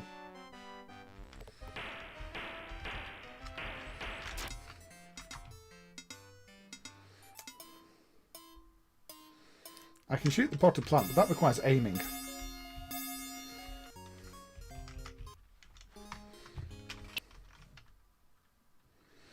Yeah, Custado, I'd be interested. No, I don't want to do the training again. That takes too long. No practice. I'll just shoot the traffic light instead. That's easier. That doesn't move.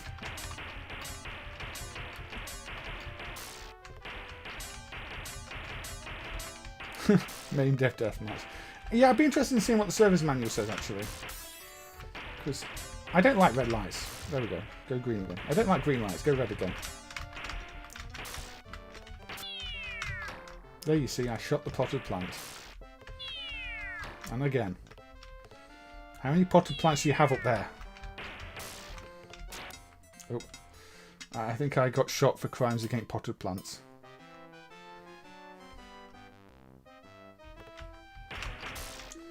Oh, TAD is related to Days to East USA. I didn't realise that. That is an interesting one. Hey, Carlo. Thank you for joining. I mean, I really like TAD games, actually. I think they've got some fantastic games. So you think this might have directly influenced Cabal?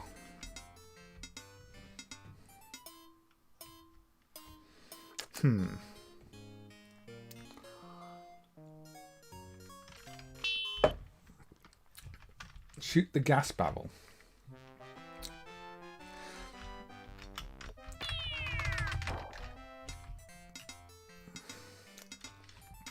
Well, somebody didn't want me to shoot the gas.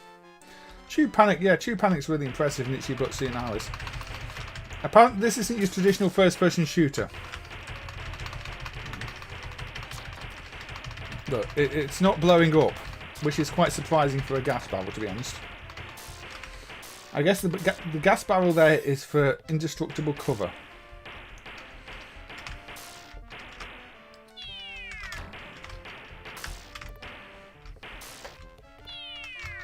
Unlike the potted plants that I can shoot.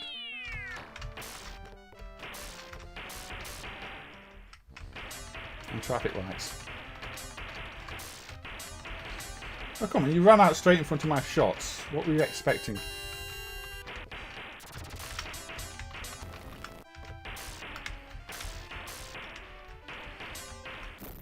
Yeah, you can do the dive, which I keep forgetting to do, but... You like traffic lights. I don't think it's hardware scaling, Carlo. I think it's all in software, but yeah. Oh, thank you for Sinclair Research for following. Good to see you. If you're in the chat, feel free to say hello. Can I shoot the roller coaster too? I bet I can, can't I? If I can get in time. I feel like Mr. Do should be making an appearance here. Oh. Burger Man didn't like me shooting things. Yeah, lots of points to the machine gunner, but he did have a machine gun, so you know. I think it'd be nice if the big wheel animated in the background. Can I not shoot the roller coaster, or do I just have to have better aim?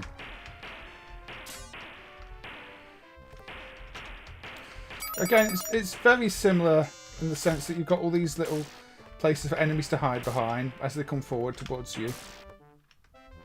You can shoot it. You just have to be more accurate.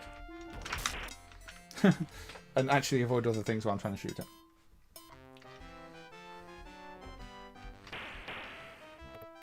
Shoot the clown. Oh yeah, I can shoot the clown. The clown now only has one arm. If that was Mr. Do, then Mr. Do now only has one arm. This is a clue for the next game.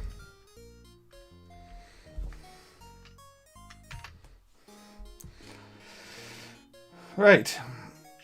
Next game. Or is it next game time? Yeah, I think it's next game time. We do have a fair few to get through. Although I'm never good at pacing these things.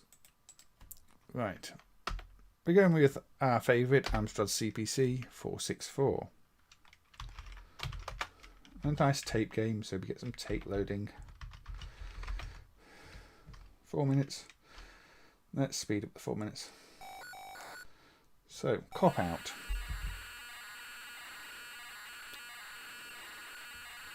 Now, this is MikroGen. I think it was developed by the same guy who did Cybernoid and the like. This is from 1986. So this was a year after Shootout. But this was before Cabal. And that's the thing to keep in mind here as far as I'm concerned. This came out before Cabal did.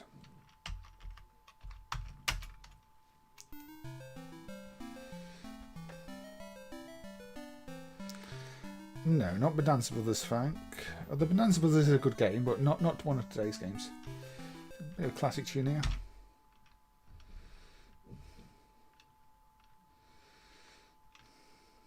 So start game.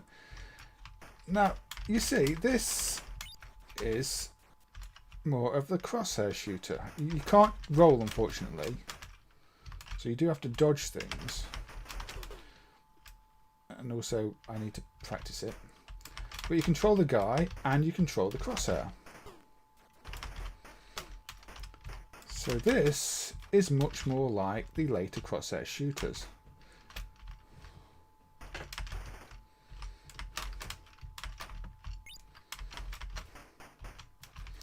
Except this came out in 1986. Which is before Cabal. In fact, this seems to be before any of the crosshair shooters. You know, the ones where you control the character and a crosshair. And that was a bit too close for the bit too close to the Molotov there, wasn't I? So yeah, what was going on here then?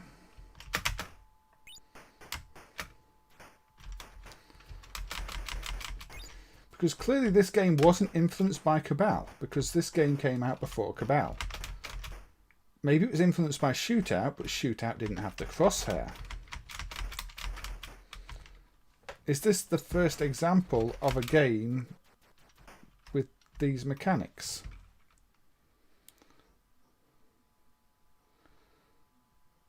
Yeah, I think this was probably released on the Specky too. I've not played the Specky version, but I'd assume it would be. Here you've got your desert scene. But this seems to be, to me, one of the games that pioneered this genre. People will say, you know, Cabal did, but Cabal is from 88. This is from 86.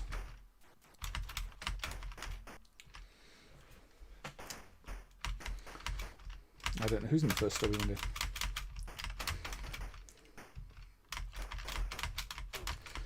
Now, it's not a perfect game by a long shot. The fact you don't have a roll is really annoying. But I wanted to look at this because I couldn't find a game from earlier than this with both the movement and crosshair like this. And I was looking for one for a while. You know, there don't seem to be any arcade games at least. Maybe there were some on other home computer platforms.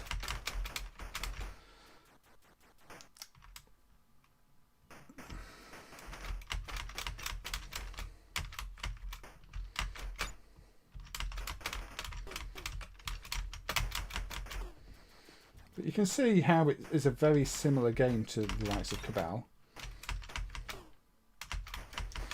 It's not using the CPC to the best of its abilities. This is running in mode 1, so it's a 4-colour mode with specky resolution but fewer colours, but no colour clash. But it doesn't look bad. It's, you know, it's making good use of the dithering effects to present itself. Yeah, I feel it's probably is the oldest game that feels like Cabal as well, R09. Which kind of interesting. I mean, does that mean that somebody from TAD had played this, or was it just coincidence? Is Cabal just a natural evolution of, you know, a shootout? Or did this game play a bigger role than is credited?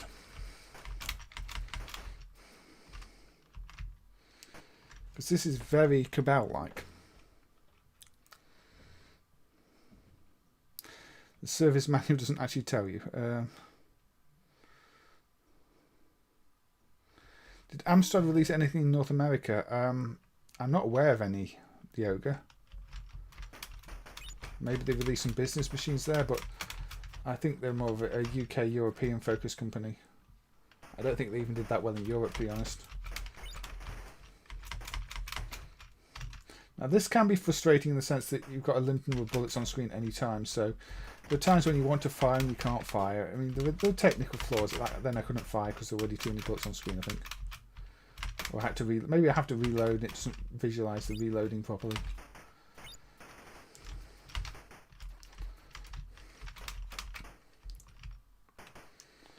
And so I'm running away from bullets because I can't dive out the way of them.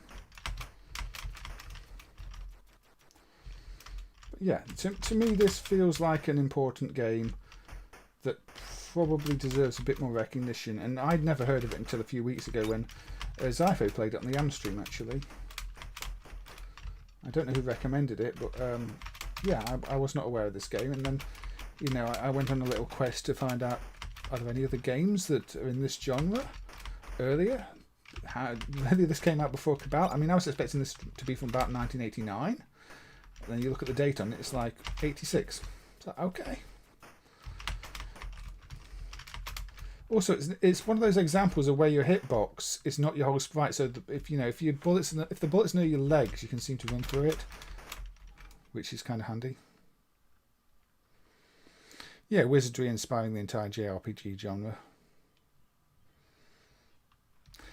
Yeah, I mean, the other games in the genre tend to be a bit easier than this. You can tell this is an early game in the genre. It's kind of hard to play.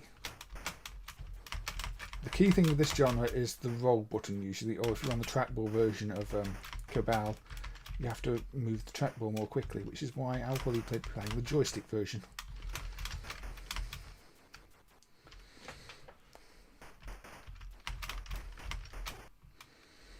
Now, I'm not sure what the cop is doing in the desert here. This doesn't seem like your typical cop scenario. I mean, maybe we're doing Better Call Saul here. But,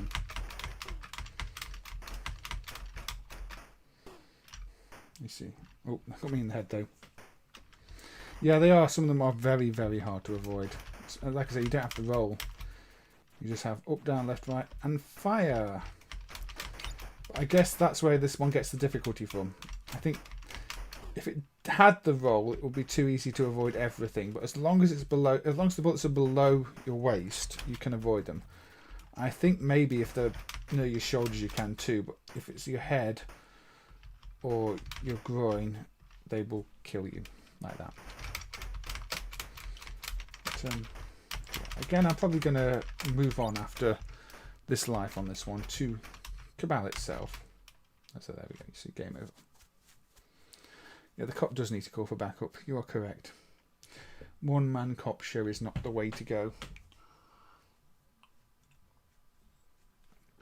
But yes, Cop Out.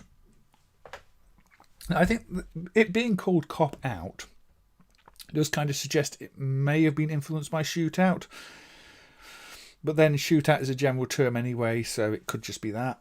I don't know. But it seems like a historically relevant and interesting one. The guy who did it, went on to do things like Cybernoid, I believe, which are also fantastic games. Sorry, my desk is a little bit wet here.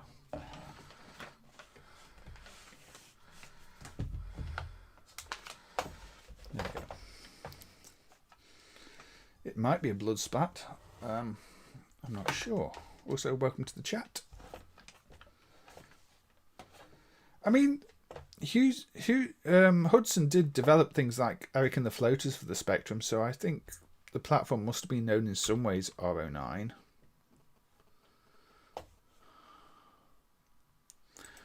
But I don't know the full story. So, Cabal, World Joystick, the parent set's a joystick set. Okay, that surprised me actually. So yeah, 1988 TAD. So this is 2 years later in the arcades. And again, there was a bug fix in MAME recently for this, so that it does boot the sound CPU properly. So you get the beep on startup instead of when the attract mode starts, and you can insert coins if it's in free play in demo sound off mode.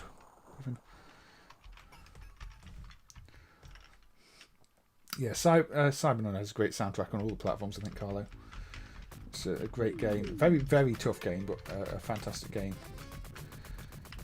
Obviously, the additional novelty on these games is more that you can destroy lots of things as well. You know, you can knock the buildings down.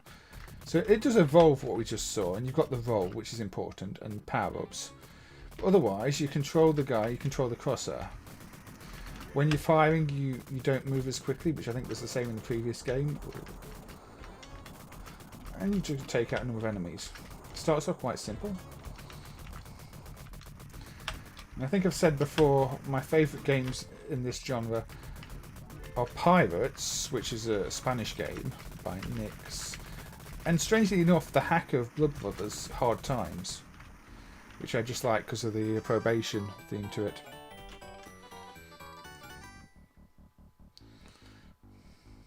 Cybernoid on the Spectrum is excellent. There's so much going on. Cabal, I think I had it on the Spectrum, and it's okay. I think I enjoyed it. The CPC version's kind of bad.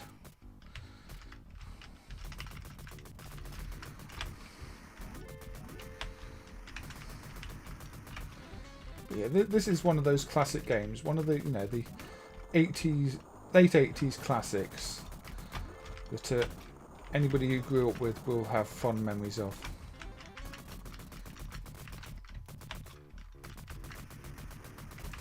But not as original as I first thought, as we just saw from the previous game. Because to me, I thought this was a genre-defining game that nobody had done anything like before. But then if we look at Shootout and we look at Cop-Out, you'll see the idea had been around in some forms before. And the first Crosshair one that I can find seemed to be Cop-Out. Oh dear, I rolled into that bullet, didn't I?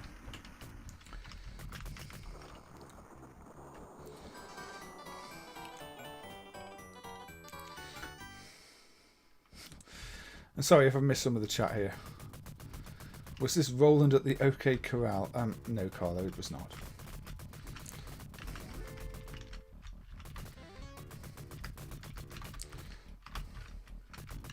Apparently meant to keep out. Not cop out, but keep out. Not shoot out, but keep out. Maybe this game should have just been called Keep Out.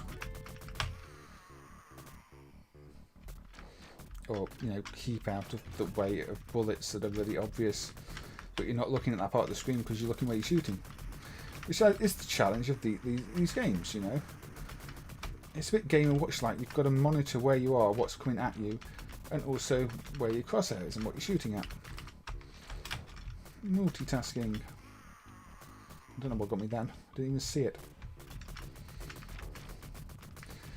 Sound-wise, I think this could have done with some better music. I mean, you can't even really call this music. It's just... It sounds a bit like a Gem Sound Driver Mega Drive game. Very uninspiring sound design.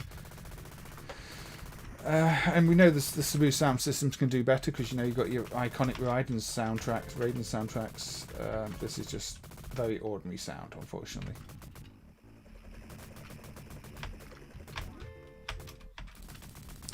Probably not aware could have reinvented the genre. I guess unless somebody comes forward and mentions it, you never know for sure.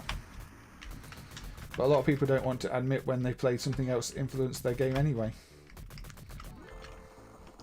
I do wonder why everything else gets destroyed as soon as you kill the last enemy, though.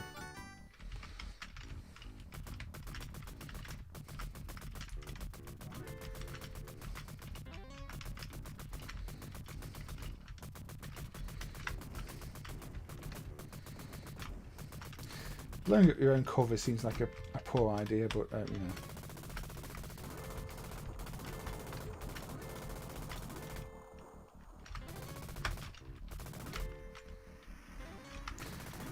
I mean, the thing is, TAD in general had a few games that feel quite European-like. I mean, I've always thought that Toki feels more like a European platformer than a Japanese game. So maybe TAD were, in some ways, aware more of the, you know, the market outside of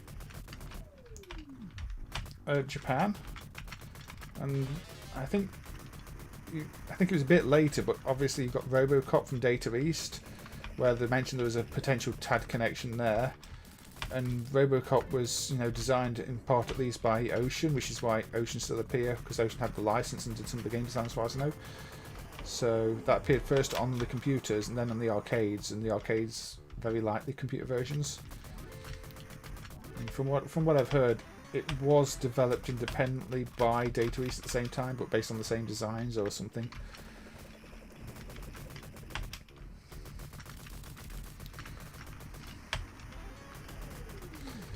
No, Toki's an arcade game. It's one I probably need to play on these streams. Although the Mega Drive version of Toki is a completely different game. A lot of people don't like the Mega Drive one because it seems a bit long, boring and uninspiring graphically. But I kind of like it. And it's probably one I should have covered on these streams actually when I'm doing multi-platform, but we might get to it another day. Could be. Could be RO9.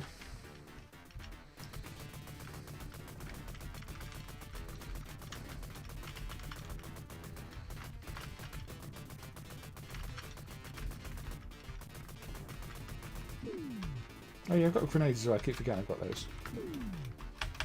I'm rolling into shots. See, if I'm going to do a just one more credits stream next month, I'll probably end up playing this again, because it's just one of those where you casually insert more credits to keep playing through it without even realising you're doing so. Toki is really difficult. Yes, Wolfaz. It's not an easy platform game. I've not played the Lynx version, Custado. I've not played the Switch HD remake either.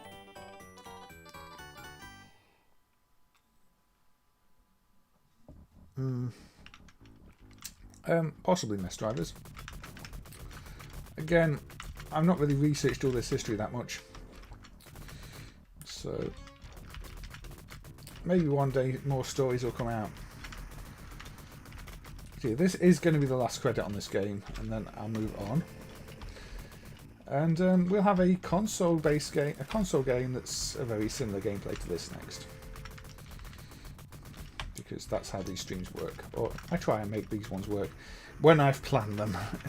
Some of the streams in this series weren't planned, so I just did console game, arcade game, console game, and no real theme. But when I've planned them, I do try to link them up a little bit in some way, even if it's a very loose way, rather than, you know, a clear plan. I'll just go, I can link it this way. It was a British game. I'll link a British game with a British game, a Sega game with a Sega game, if needs be. Yes, I am, Andrea. That is exactly the game I'm going to be playing next, in fact. Wild Guns for the SNES. Now, keep in mind my inputs probably aren't set up properly for the SNES here. Although they are set on the pad, so they might be okay. Now, I run the Japanese version, which is Natsume credited rather than Titus credited. But, yeah, Aussie guy, I think the maybe they were a little more aware of the the Western market than some others. But yes, let's play Wild Guns for the SNES, which is clearly quite heavily influenced by, well, maybe more Blood Brothers, because Blood Brothers was the other Western one from TAD.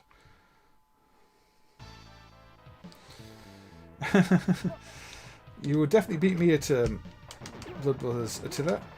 And also, welcome to the stream. Thank you for the kind words the other day and the chat we had.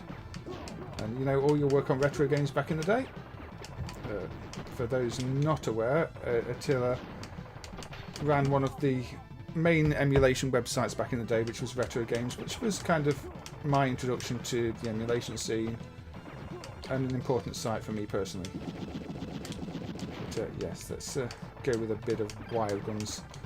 Now again, you have your jump button, which is a bit like the dive, I believe, from the other games. There are some good Shinobi players out there, although I have to say, I've been watching a few one-credit runs of Shinobi recently. And people one-crediting the ports as well, the Master System versions. But the Master System version of Shinobi is really short if you know how to play it. But yeah, one of the things MAME does these days is run a lot of other platforms. So this is the SNES. And this was clearly influenced by Cabal, and influenced by all the things that influenced Cabal, and Blood Brothers, and that lot. So I think it was worth covering, and it seems to run alright. And people seem to have fond memories of this one.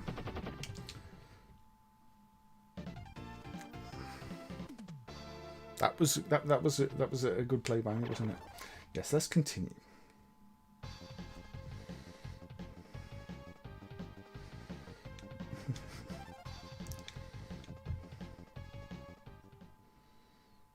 Does the arcade bootleg of Wild Guns change anything? There's an arcade bootleg of Wild Guns? That has passed me by entirely if there's an arcade bootleg of Wild Guns. I've not even tried it yet, Bob. That wasn't very nice. You stabbed me.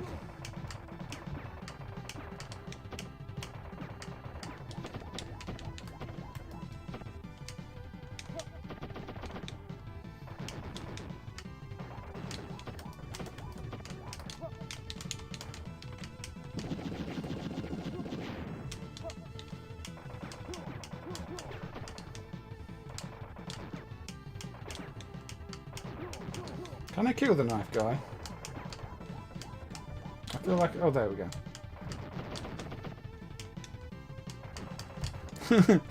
You brought a knife to a gunfight and won. He did indeed. Until I worked out how you actually attack him. So I didn't grow up with the SNES, so I'm not that familiar with the SNES games, unfortunately.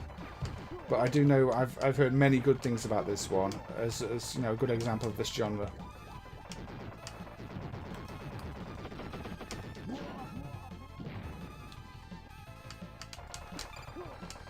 Hopefully we'll actually get to the second stage.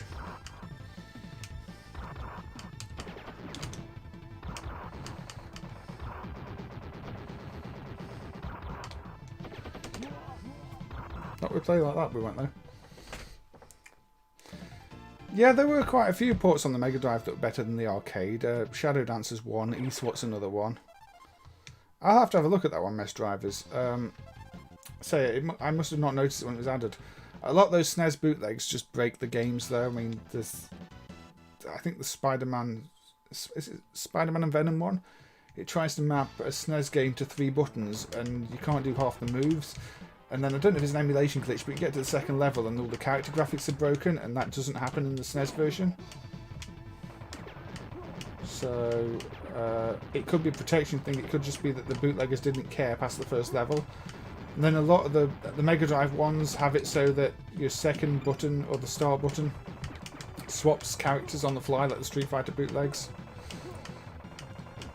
I think if you're going to play one of those, you better just play the original game on the original platform. I've not seen a single one that's better than just playing the proper version.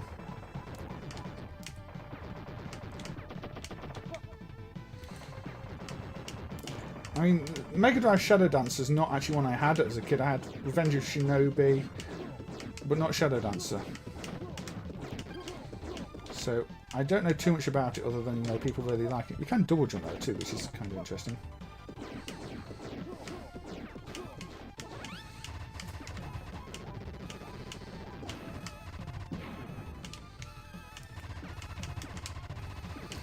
Also, Attila was showing me the punching bags and the like that he's selling these days, and doing a very good job of selling.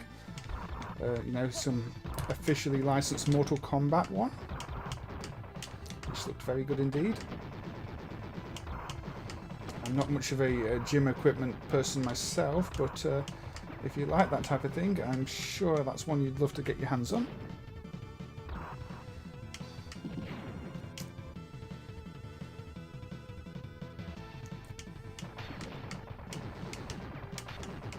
Now there is a little bit less scenery destruction in this one compared to Cabal, which this level is now reminding me of, because suddenly I can shoot a lot more in the scenery. I can destroy the bottles up there.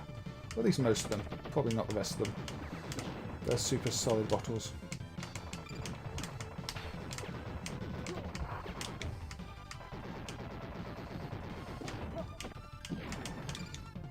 But yeah, I'll have to have a look at that Wild Guns one and see if it's a worthwhile bootleg or if they've just messed it up, or if it's just one of those that is just got the SNES clone and MCU for time credits. Because I've noticed quite a few of the ones that have been added recently, the comments is like the ROM is identical to the SNES version or Mega Drive version, so they've probably just got an MCU that handles the credits timer, or something that patches the code on the fly, which is even more annoying. I know we've seen that with some Neo Geo bootlegs. There were some KF95 bootlegs where there's a chip that sits between the cartridge edge and the ROM and patches the code in real time. So if you dump the ROM, you just get the regular KF95, not the special version, which is kind of sneaky, but all the patches are done by whatever chip sits between them. You are labelled boss. I guess you therefore must be a boss. You take me out with one shot. Yeah, Westworld. A bit like the Gunsmoke clone that was done recently, actually, which might have tied into this game better than Cabal. But unfortunately, I hadn't played this game enough before to realise that would have been a good tie-in. But the Gunsmoke clone with the robots is one I'll have to have a look at in a different stream. But anyway, Wild Guns on the SNES is one that plays pretty well in MAME, I would say. Right, so we are now 2 hours and 2 minutes into the stream. Let's go with a Korean game. This is Brixian from 1993 by Cheil Computer System. It appears to be the same developers that would later do Semicom games, and has a very similar protection where there's an MCU that copies code into RAM, and that's it. Interestingly, the RAM was also battery backed up, so you could remove the MCU, and as long as the battery was still alive, the game would work. But if you removed, well, the capacitor, the battery back the RAM, not real battery, if you remove that, then the game would die without the MCU there, so I'm not quite sure what they were going for there. But obviously it is a Pusnik clone. You will also notice there are some odd tiles in the background where the blank spaces are meant to be. That does happen on the PCB. I guess the gamma adjustment on the PCB was such that you didn't see them. Pusnik itself I could play, but you know, playing a clone is more my type of thing, isn't it? So you get your Wake Up and New World. The stages seem to be randomised a little bit, so let's just play Wake Up, which is the easier. Pusnik is not next up. I think I have something much better than Pusnik next.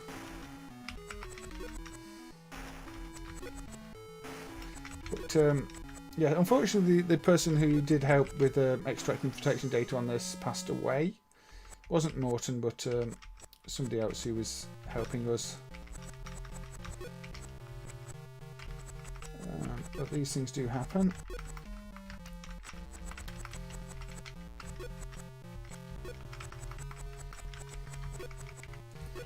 But yeah, it's a case of matching the tiles. You can move them along. There's gravity. I've messed this up, haven't I? Because I can't get 3 now easily. Oh no, I've not messed it up. I just have to move these two, one here and one here, then do that.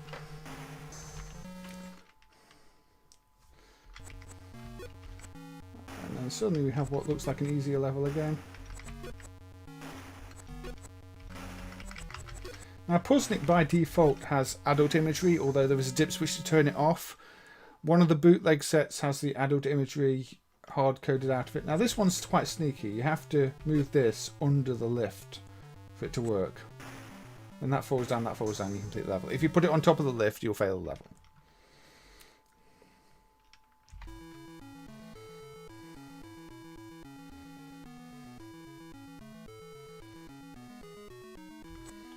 What's the trick here?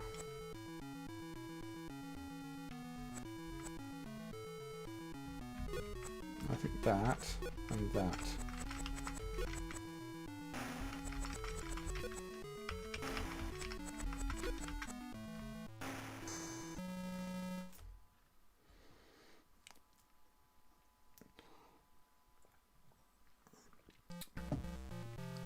No, you can turn off the adult content in Puzznic, Bob. Now that's up there.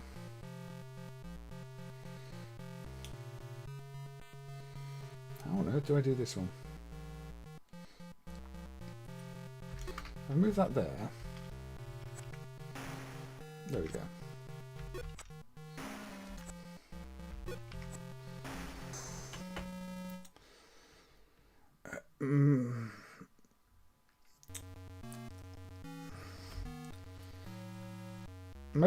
Most Korean games are kind of inappropriate. I guess this is just a case of doing that. This seems deceptive.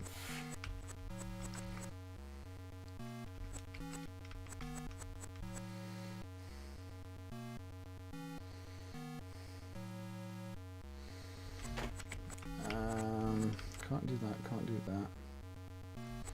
Move that there. Do I want to?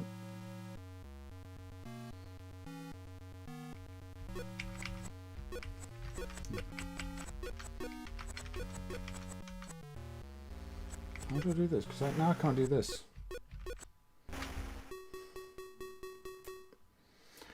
You're correct. I can't clear. So how do I solve this part up here?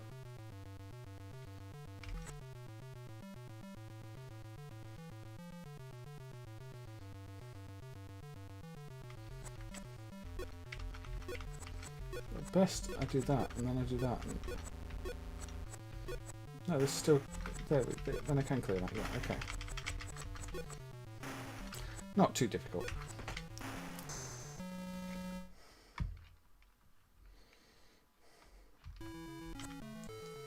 There's two on the lifts.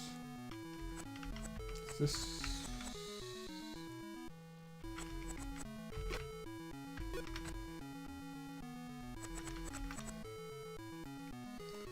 Starts to get more confusing.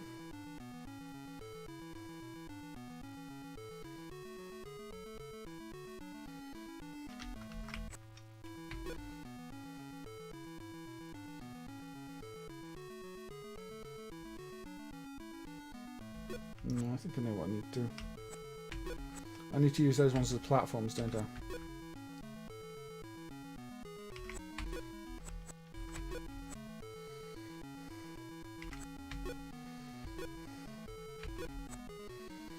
Or do I need to use both as platforms?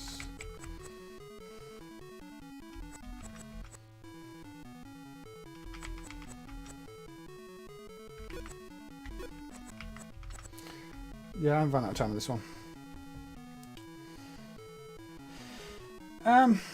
So yeah, Brixian. It's a Puzznic clone. And you sort of have to think after a while. Hi, Sai on Ninju. Welcome. You are playing the Gunsmoke Censored Germany. Yeah, that's a very interesting version of Gunsmoke. And one that wasn't dumped until recently. But yes, I think Brixian and Puzznic require a little too much thinking for this stream, as does the next one. which is we are going back to the X68K to have a look at a game that I don't think was fixed recently, but a game that caught my eye when I was researching the X68K, and that is Flappy 2. Yeah, it goes from easy to hard. I think once you know how the puzzles work, it's not too bad, Bob, but you do have to sit and think about them.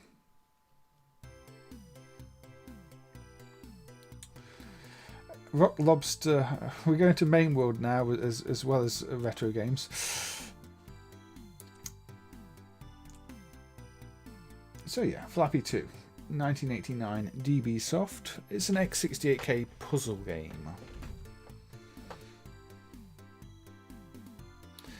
Now, I don't think Korea is less tolerant of porn based on the fact that all the Korean games just throw in random nudity custado.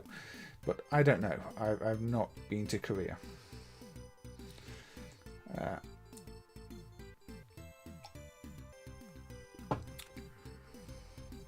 So, The Resurrection of Blue Star. Now, this one has quite an interesting perspective for a puzzle game.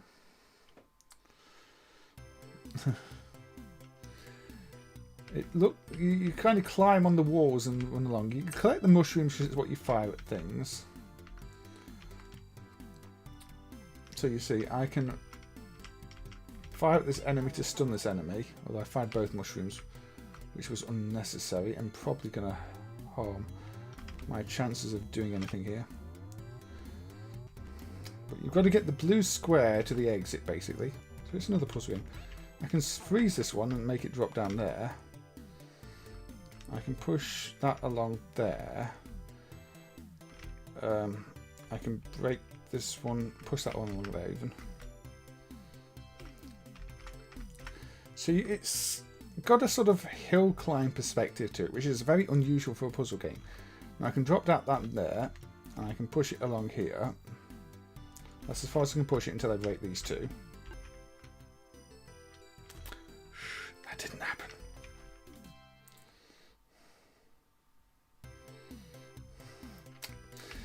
So I'm going to pretend this is level 101 rather than level 1. Because then I feel better about failing so miserably.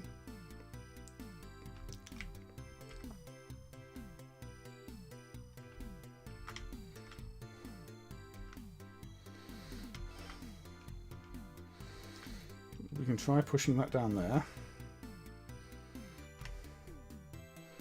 We can push that down there. Push that there. I didn't even need my mushroom. And then we can go there, but then I've messed it up because I didn't push the blue block there. You see, then I can press home and realise that I didn't do a very good job there, did I?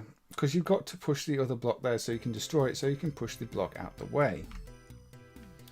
So you have to do this first.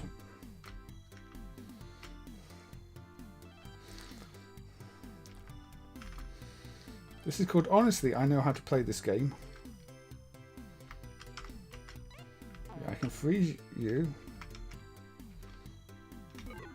But then I've messed it up that way because I pushed the block into the hole there where I can't do anything.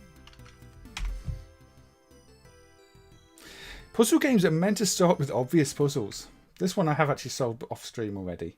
I'm just showing all the ways you can fail this puzzle. Which I'm not even all. You see, you can just run into the enemy, and that's a way to fail the puzzle too. Yeah, it's an angle perspective Flappy. It is the sequel to Flappy, so that kind of makes sense.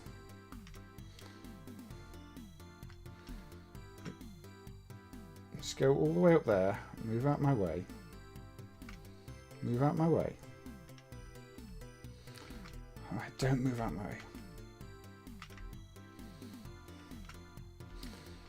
So yeah, I guess you have to really freeze the enemy, don't you? Otherwise the enemy is just annoying. There we go. Enemy is frozen. That is good. But yeah, I don't know if this was ported to anything, but I was looking up X68K games and I saw this one. I thought, that's pretty cool. I like that one. So now I can destroy that block and I can actually push it over the gap there, you see.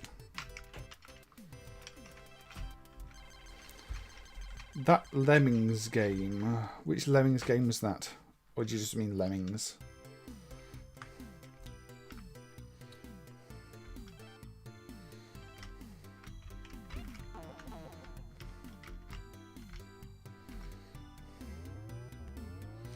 Now the problem is also the creatures destroy the blocks, which, you know, is not always what you want to happen.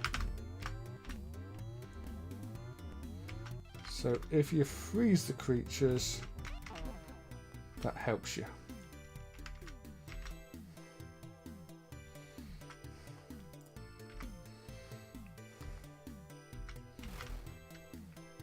Is it just me or the second level easier than the first level?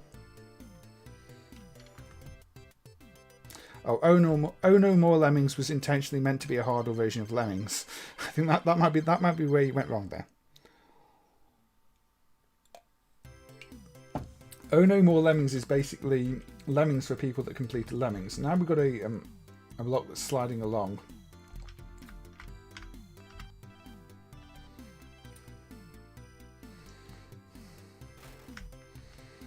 Unfortunately, that is not what I was meant to do, because now I can't possibly do this, can I? Or maybe I can. Let's find out if I can still do this.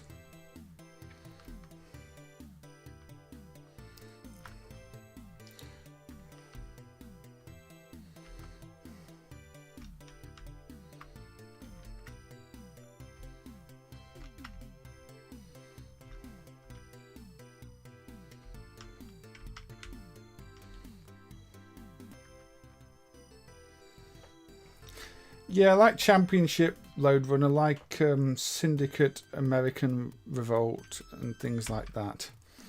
Harder versions of the game. Command and Conquer Covert Operations, the expansion pack. Before we had DLC, we had things like that. But, so yeah, we're back on the first level.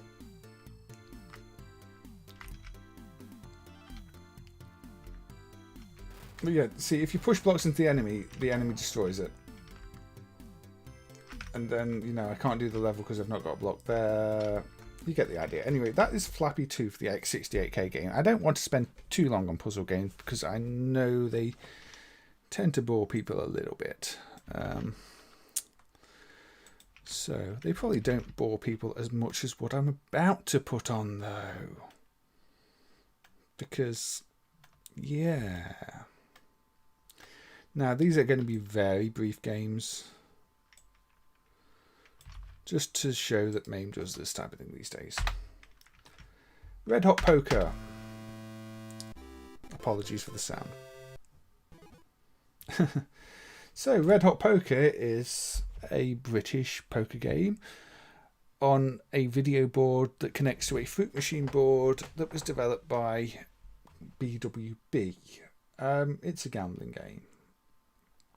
Called Red Hot Poker. The payouts may be slightly off because there's protection that's kind of hacked around at the moment, but you get the idea. You insert money, or you insert more. You insert more money with like the expensive coin slot. Let's hold the king. Let's press some more buttons. Let's hold the jack. Let's press some more buttons. Now I know a lot of people don't like these games, but they are, you know, an important part of history. You know, they're kind of what supported big parts of the industry. They're what kept a lot of arcades going. They were the money makers, whereas the actual, you know, the arcade games often made a loss. So there's a possible straight. I'm not going to get it. But, you know, possible flush. And I can hold these and see if I get the flush. I don't get the flush. I can press this swap deal and get an entirely different set of cards. Hold the ace. You insert money, you proceed to lose it all.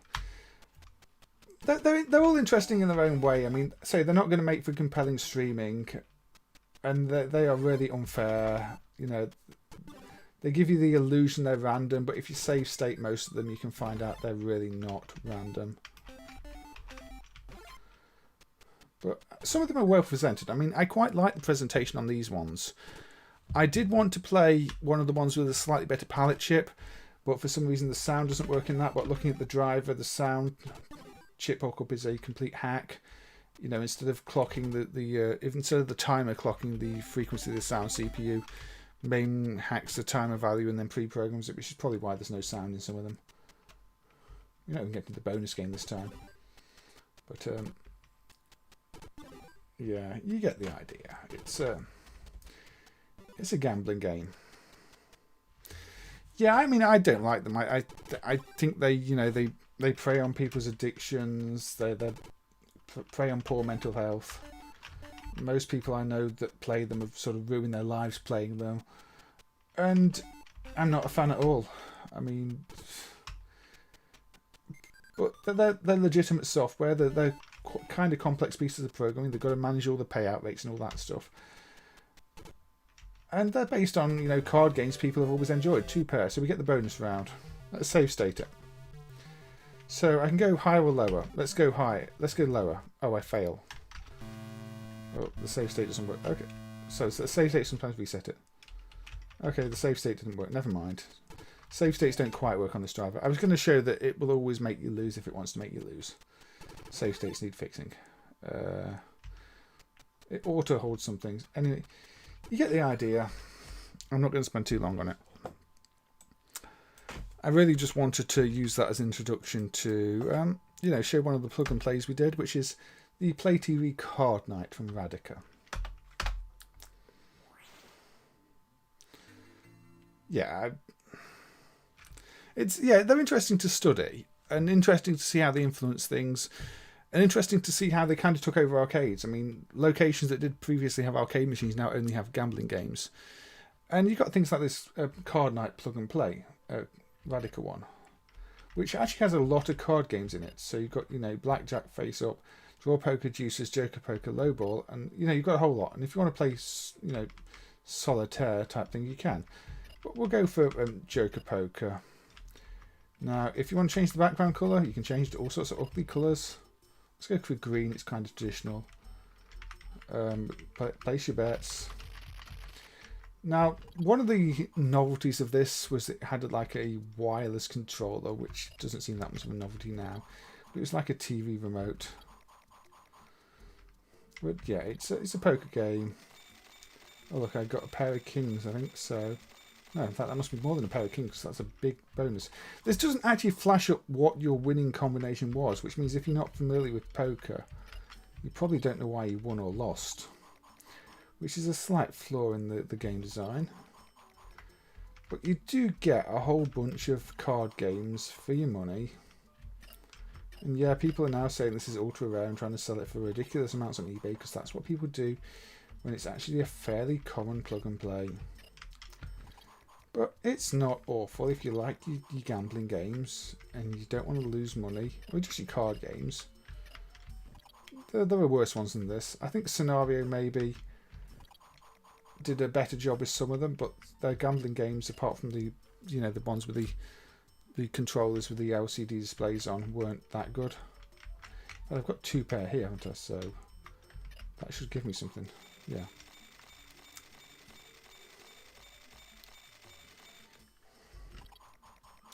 I did see MVG's video on the Jack-specific Mortal Kombat, and I noticed he did mention the emulation. I'm not the biggest fan of his videos in general. Some of them seem a bit clickbaity.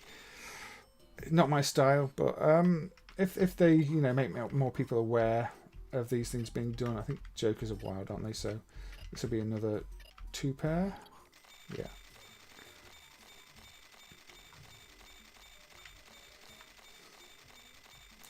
So there you go. Since this isn't real money, it's going to be a bit less rigged than your typical fruit machine. 3 of a kind, 3 jokers. But yeah, a lot of these plug and plays do run pretty well these days, and this is one of the Savik Space ones.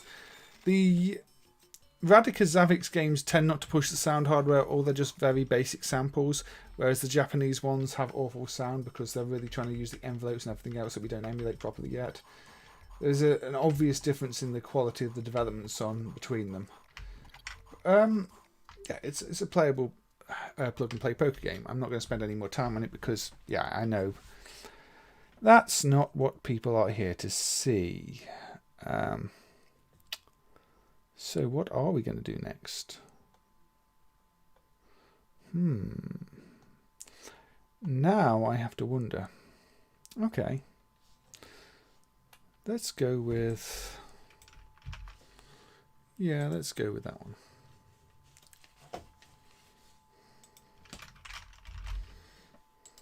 Classic Taito.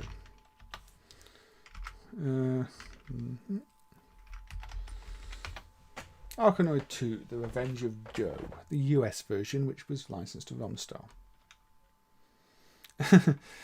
Hazer's Dark Gambling Addiction Secret. No, I really don't like gambling games, Bob. I think in my lifetime I've put maybe about £5 in gambling machines, and that's just because, you know, people... peer pressure, you know, you're at the beach arcade and seaside arcade, that's the only thing they've got anymore. It's like, put money in the 2p machines. Like, okay.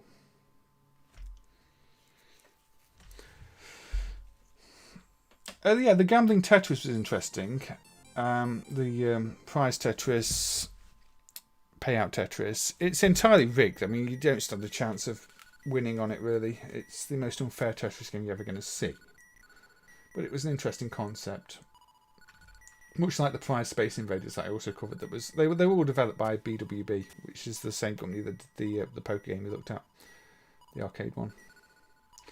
Anyway, the US version of Revenge of Doe is noteworthy because it's got different levels. It's a bit like Tournament Arkanoid in the sense that, you know, the levels are mixed up. So if you only played the parent, you won't recognise this far more complex starting level. If you watch my streams, you will recognise my poor reactions and inability to play these games to any meaningful degree. Also, power downs don't help me.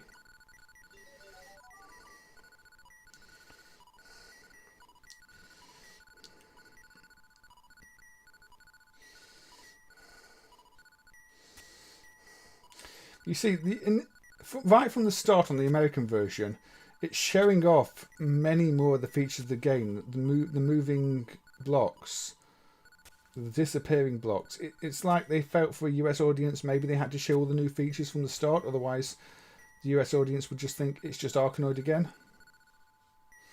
I'm not sure. Maybe there was another reason, but it starts off with a level that shows much more of the game. Even if you compare it to like the later sequels, Arkanoid Returns, that doesn't start introducing new elements until much later either. But this US version of Arkanoid 2 starts off the bat, pun intended, with all the new elements on display, which might make it a bit more interesting to some people. I don't know. But again, it's one of those clones you might have missed if you've only run the parent set things. And sorry if I've not been keeping up with the chat too much tonight. I kind of realise now there's a lot of conversation I've missed. Monte Carlo or Borstal Arena Reels. Yeah, those are also BWB games, Carlo. I might cover them in another stream at some point.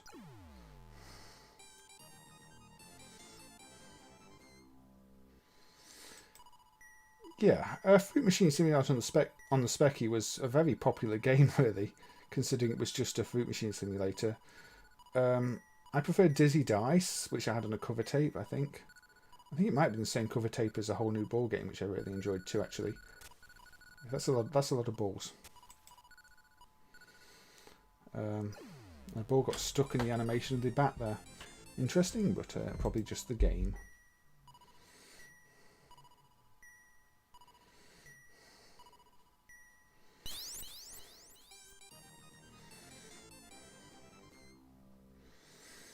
You won $77 and spent it on NES Famicom games. That sounds like a good use of the money, to be fair. Now, I think with these games, you know, Taito did master the genre. Hold fire button and press 1 or 2 player.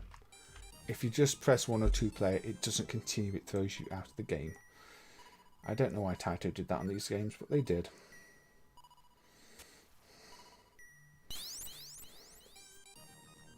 People in the chat haven't read the chat either.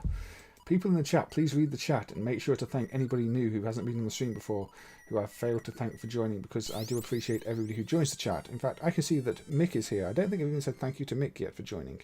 And Mick is a regular. I've done a really bad job of reading the chat tonight. No, I want to avoid the R. It's a reduction. I don't wish for a reduction. I'm small enough already. It keeps spamming me reductions though. I've definitely not heard of email marketing techniques at this point.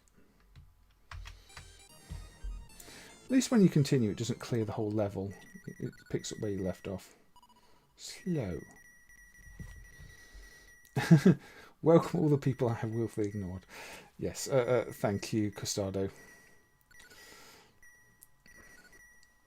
Ignored because I'm trying to concentrate on games, and sort of I'm not even quite used to how busy the chat gets these days. Say we're getting about 40 people peeking here at the moment, and that's a lot more than I would have expected when I started these streams.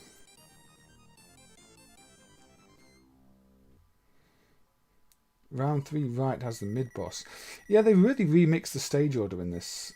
There must have been a reason. I think it must have been Romstar's influence, because if you look at Romstar stuff in general, it often ends up changed. Gunsmoke that we talked about earlier, the Romstar version of Gunsmoke, is quite different too.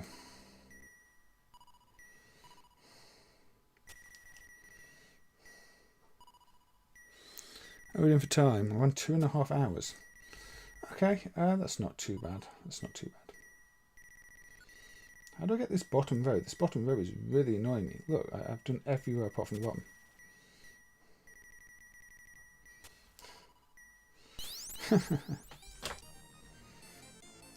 Hey Marcelo. I don't use any special settings for the Spectrum and the like. Not every Spectrum game is going to work because MAME doesn't emulate some of the timing details of it. But the key thing with the Spectrum is more learning how to load things on the actual Spectrum. You know, remembering that this 48K basic is quite. Oh, I pressed start instead of just bottom start. Remembering the 48K basic is quite difficult. A lot of because it's macro based. A lot of games don't run on the 128s. Some games don't run. I wanted to play Duet on this stream, which is like a Gauntlet clone, and it doesn't work. It doesn't respond to controls. But a lot of Spectrum games do work if they're not doing anything strange with the hardware. I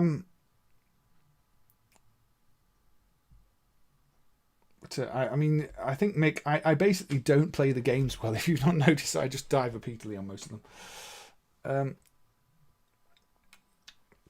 But yeah, I should probably do some sort of tutorials at some point, Marcelo.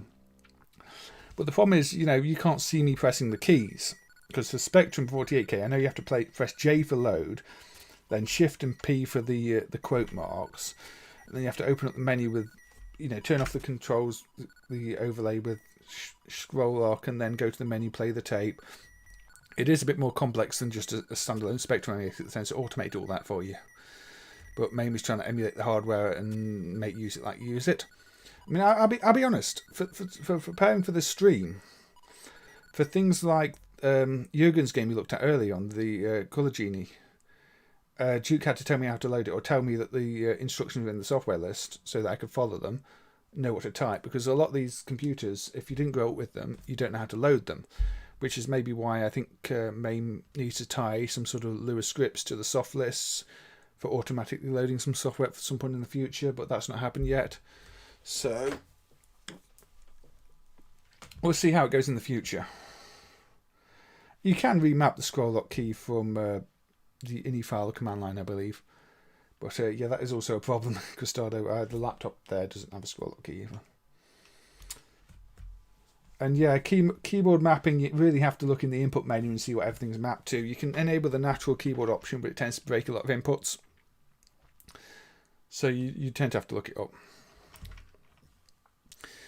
Anyway, this is one of the cases where we're going to have a look at a port of the same game.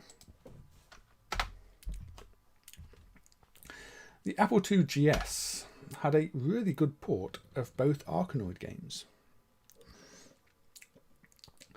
And I'm not going to lie, I have struggled with the 2GS emulation. There's a lot of games I wanted to play that I've not managed to get working for various reasons, but the Arkanoid games on it, I had good luck with. Now, this loading screen tempts you with Vasta and Gladiator, Double Dragon, which wasn't a Taito game, it was licensed. MAME, which was also not a Taito game, was licensed. I don't believe Gladiator, Double Dragon, or MAME were even on the Apple II GS. Vasta was, but I won't play on that this time. Operation Wolf wasn't either, as far as I know. So this is tempting you with games you can't get. It doesn't even have an Arkanoid cabinet there, which is the game I'm loading. But I thought you could Custado, but maybe you can't. I don't remember.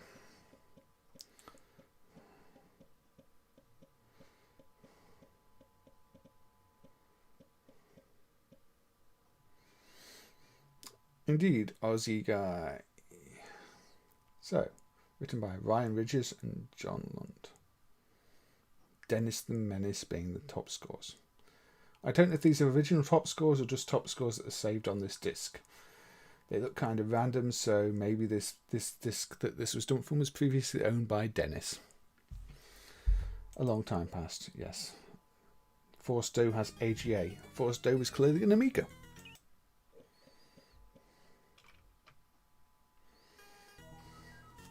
Really good sound on this version too. But yes, as mentioned, this is based on the American version, so it has stages that are based on the US release that I just played. It's also a lot more sensitive than the arcade, so I'm going to have to get used to that quickly, otherwise you're going to see me die a lot more. We've got the multi-ball power-up. Again, I think this multi-ball power-up something only really occurs frequently on the American version. I really don't remember seeing much of it on the regular one.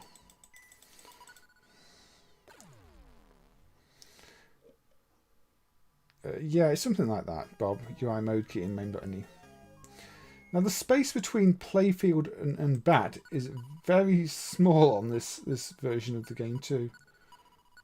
The vertical resolution of the game is somewhat compressed, which of course makes it more difficult. And you know what that means in terms of my ability to play it? Well,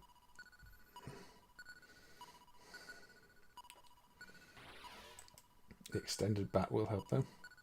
Now, one thing I never liked about the Arkanoid games is how when you've got a power-up, if you collect another one, you lose your power-up. So I've only got that extended bat until I pick up another power-up. Although, you know, if you drop the ball anyway, that does not matter. Twin. With a gap in the middle, because of course there's a gap in the middle. But yeah, this is actually a really good port of Arkanoid 2. You blurry effect. It looks like Block Breaker, but now the actual trails work. I've got 3 on the bat.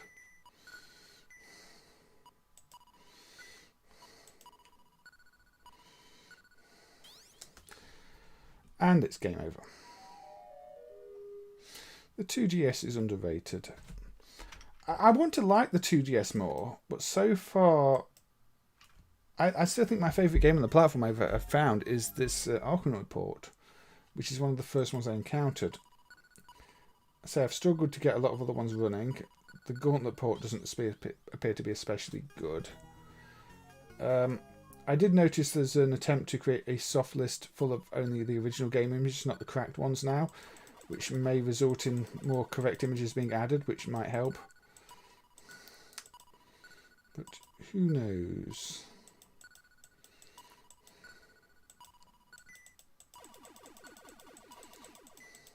I mean, I do think cracked images should be preserved as well. I think it's important to document them, preserve them. But you know, you have to try and create clean lists as well as cracked lists.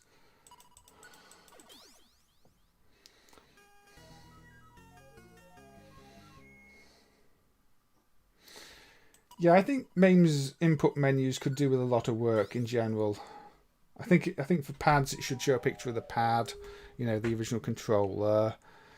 They need to be grouped better. The general inputs menu is huge and a bit of a mess. It's one to work on, but again, somebody's got to do that work.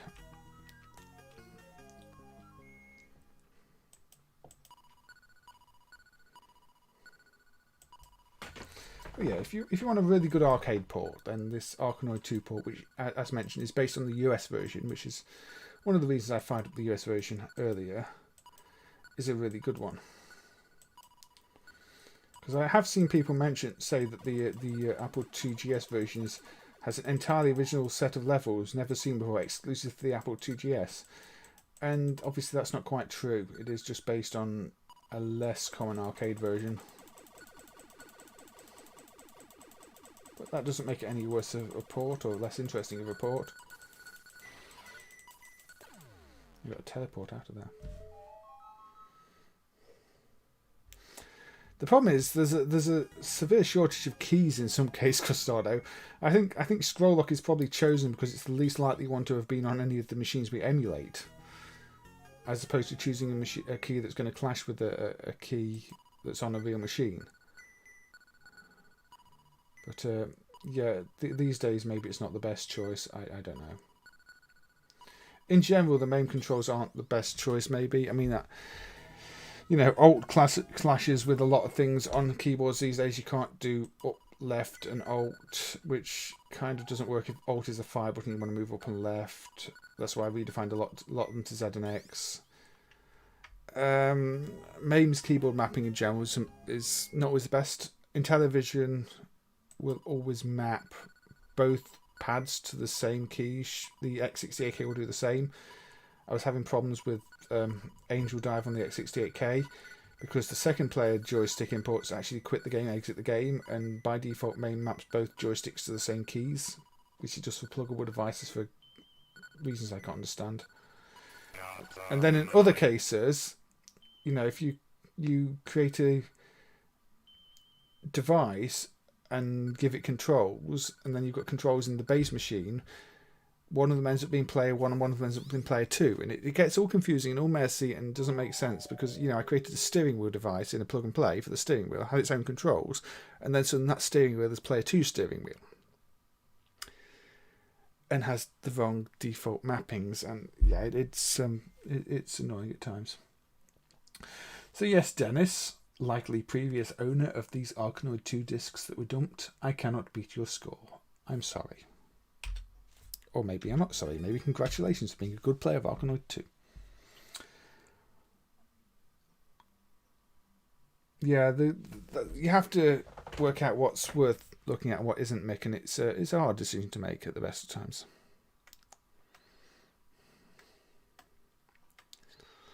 Right, so let me rework my lists here because I'm going a bit out of order. So that's been done, so that can go up there. That's not been done yet. Okay. This one was on the preview picture, so I should play it. This is Pitter Pat Puzzle from 1997 by F2 System. Now, this was emulated a couple of years ago. And name I cannot read because it is in Chinese, I believe. Thank you for subscribing. And also there was one before that I missed. So whoever I missed, because I was busy playing the game, thank you for subscribing too. Out of order execution. Yes, I am very much out of order execution at the moment. But I did remember I put this on the preview in which I should play it. Now this is basically a Korean remake of Konami's Taisen Tokodama. And I like Taisen Tokodama, which is one of the GX games, and I was quite impressed by the fact that we have a Korean remake of it. So let's play it. It's obviously not got the best sound, but it's well presented, like most F2 System games actually. F2 System seem to do a good job. So we've got your characters. There are no cows, unfortunately, but we can have a seal. It was Russian before. Okay. Well, I wouldn't have been able to read it anyway then. Maybe it's some spam bots. Who knows? As I say, if I do start getting spam in here, I will have to appoint some moderators. But so far on these streams, the spam has been pretty good. There's not had to be any real problems. Even on my YouTube, actually. I think YouTube must have improved their spam detection. Because on previous videos, I was getting tons of spam comments.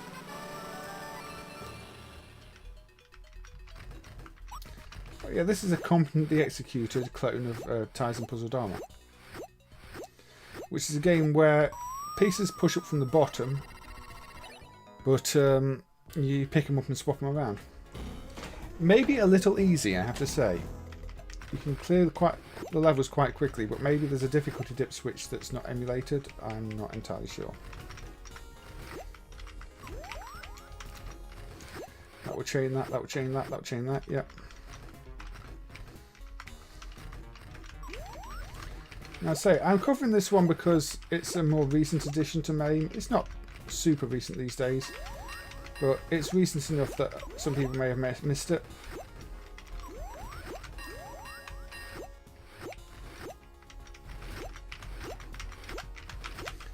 I just said it was easy and now I seem to be looking like I might fail a level, but we'll not discuss my ability to fail. Oh no, okay.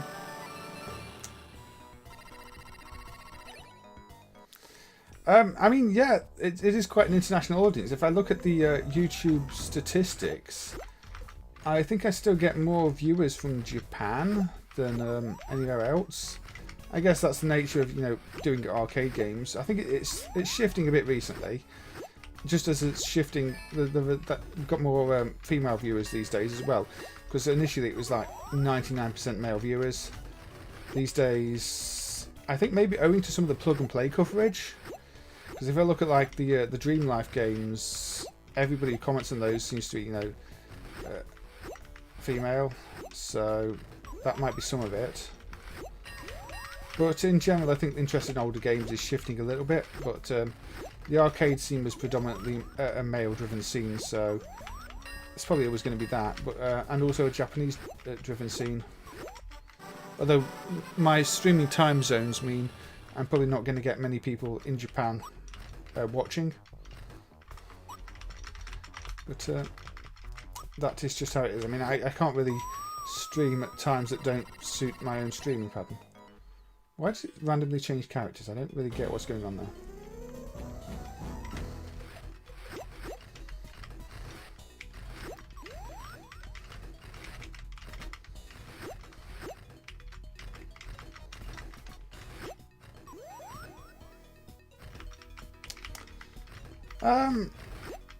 I mean, the age group of the audience as well. I mean, I think again with covering the plug and plays, I'm starting to get a bit of a younger audience on here. So this is again one of the reasons I do try and keep it generally family friendly. I mean, I don't mind a little bit of bad language as long as it's not extreme. I mean, some of the games themselves have got bad language in, but I'm quite aware that there are people who might not appreciate that.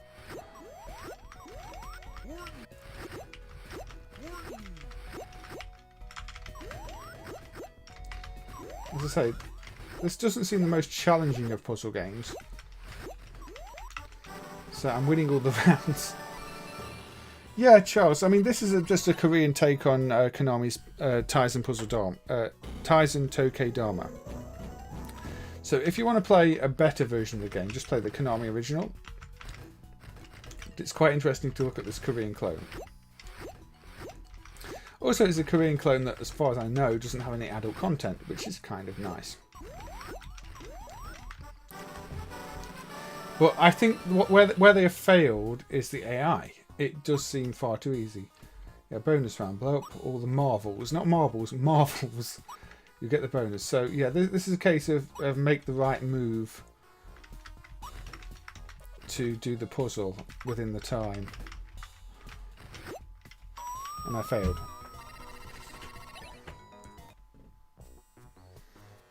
But, okay, I think we're going to move on now because we're 2 hours 50 minutes into the stream.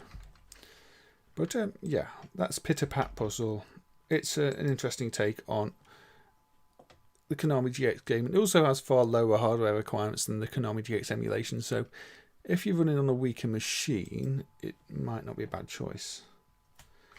Right, let's go to another puzzle game. This time we're going to go Neo Geo Pocket Color. Oh, it's not remember the settings, but that's okay.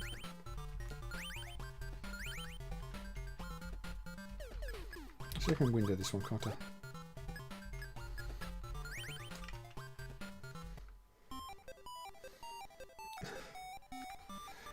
Yes, it has bad English, doesn't it? Like many Korean games. So this was developed by Yumikobo, who also did like Blazing Star and the likes for the Neo Geo. Apparently, I seem to remember they evolved from Icom, who did Polestar, and also I saw that Icom were credited with Sega's AB Cop and Racing Hero, which surprised me. I didn't realise that Icom had any involvement in those games. So this is a bit like Magical Drop, but with a twist that you're building connections between different pieces. And there aren't any arcade games with this exact gameplay. There are plenty of tile linking games in the arcades, but none that combine, you know, a puzzle game with pieces dropping by with characters that look like Pokemon ripoffs. So, you know, we can link like that. Link like that. Link like that. Link there. Link there. You've got to link those. So if you link the C1s, you clear the level, I believe. There you go. Does this game like to insult the players? No, I don't think this one insults anybody. But I got a card that is a #1 slime. I'm so sticky. You got a card. Do you want to keep playing? No, of course I want to keep playing. Now this has got a really nice little soundtrack, jolly soundtrack, which works for the type of game, I think.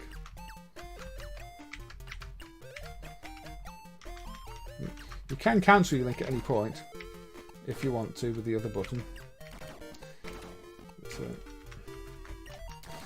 I think if you owned a Neo Geo Pocket, you're one of those few people who decided to buy one, then this is probably a game you would have had and enjoyed. And as a game to play on the go, I think it works well. And also as a game that stands out as, say, a puzzle game where there aren't any other games that are quite the same. I mean, at least I've not played any puzzle games with this exact mechanic. Exactly. It's not one I've seen before either. So it's sort of a hybrid between other genres. But I think it works.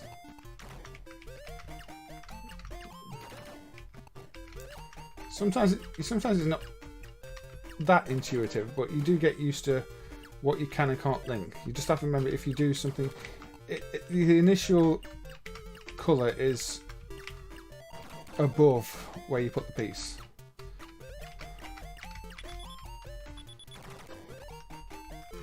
So we can get rid of all those. Then you can't do that, you can do that.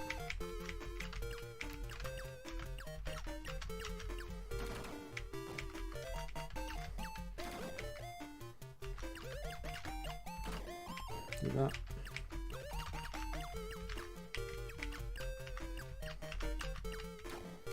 Goes all that way. There we go. You never played this one, have I now? Yeah, this is a nice little game. I mean, I didn't own a Neo Geo Pocket myself, but if I had and I had this game, I think this is one I would have played. The Neo Geo Pocket has a fair few really good puzzle games, actually. And I'll put this one up there.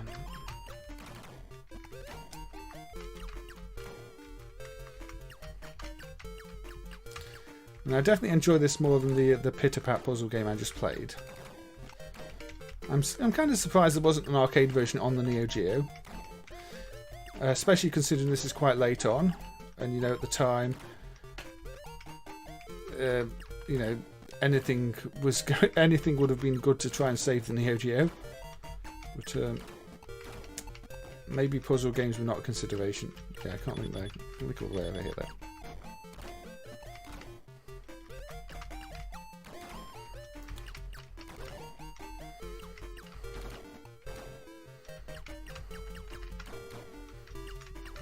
There we go. Yes, it appears to be an original concept, Custado. I wonder if it's patented like a lot of concepts are these days.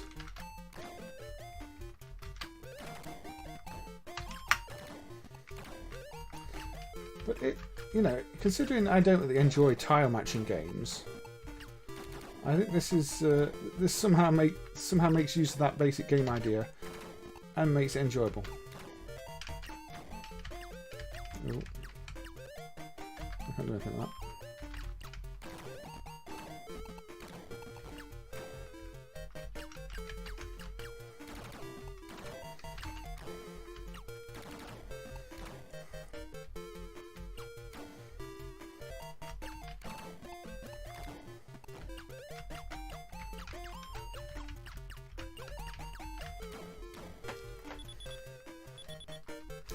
Anyway,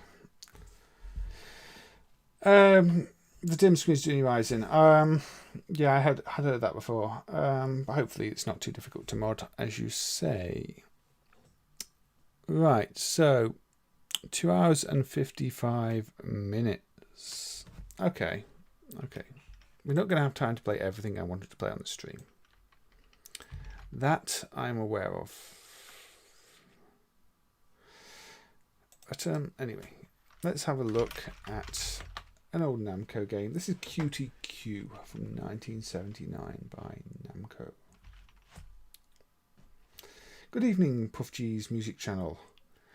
You are joining us for what are probably the last 2 games of the stream, but welcome, I hope you're doing well. So this is one of those early Namco games that kind of is almost Arkanoid-like, almost pinball-like. You've got your 2 bats, you're bouncing off things. And you've got pinball-like elements like the spinny things there. It's a sort of hybrid game, isn't it? It's when Breakout was doing its thing and developers thought, hey, that's a neat concept. Also, pinball's popular. Let's see what we can do. And you saw with previous streams, Nintendo did sort of their monkey-based one, Magic Monkey. Namco had Bombi and this GB as well, which was the black and white version of Bombi. But it's sort of a single screen, break the wall, lots of elements on the screen puzzle game. It's kind of the alternate direction Breakout games could have taken, probably if it were not for Arkanoid that just made, you know, took them in that direction.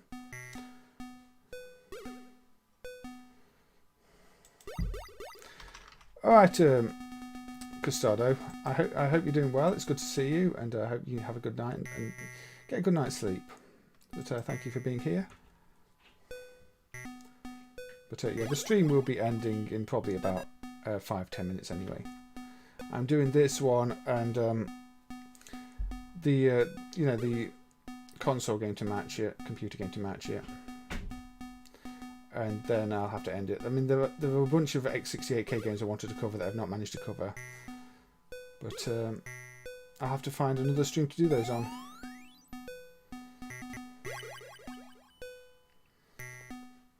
Yeah, this is an enjoyable early game from Namco.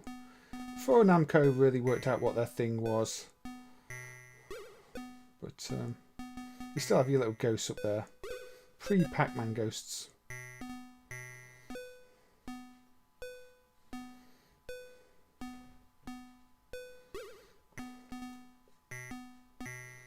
And the PS1 port did it. Crazy. Not crazy. Aussie Guy 100.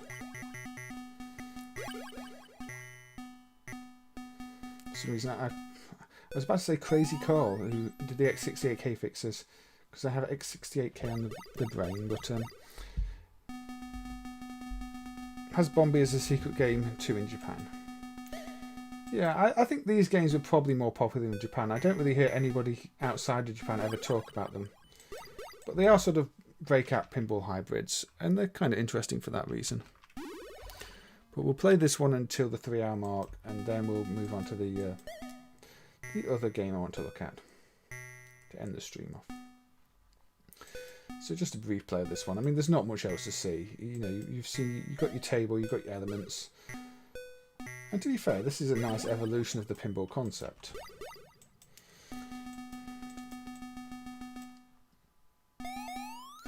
I kind of wish there were more games like this. You know, newer games. But this concept, this way of doing these games did seem to die out early 80s after the Arkanoid design really took hold.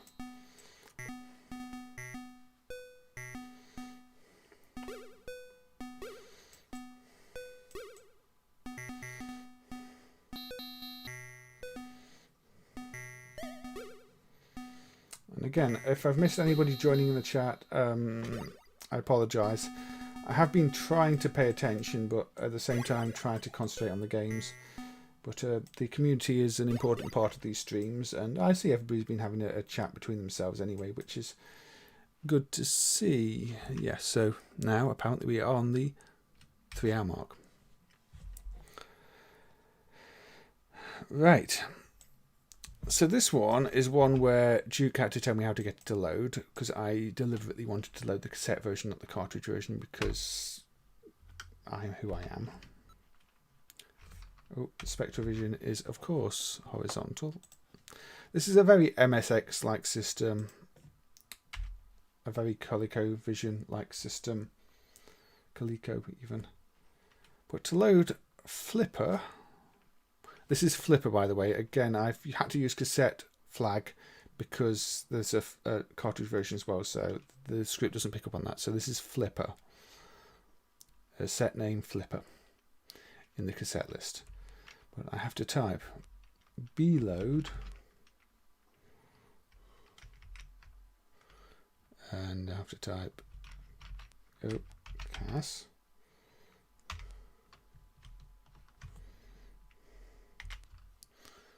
And I have to type comma R. Then I have to play the tape. And then I have to hope for the best. There. Found Flippy. It could be something to do with that, Bob. They do seem closer to that than anything that really became popular outside of Japan.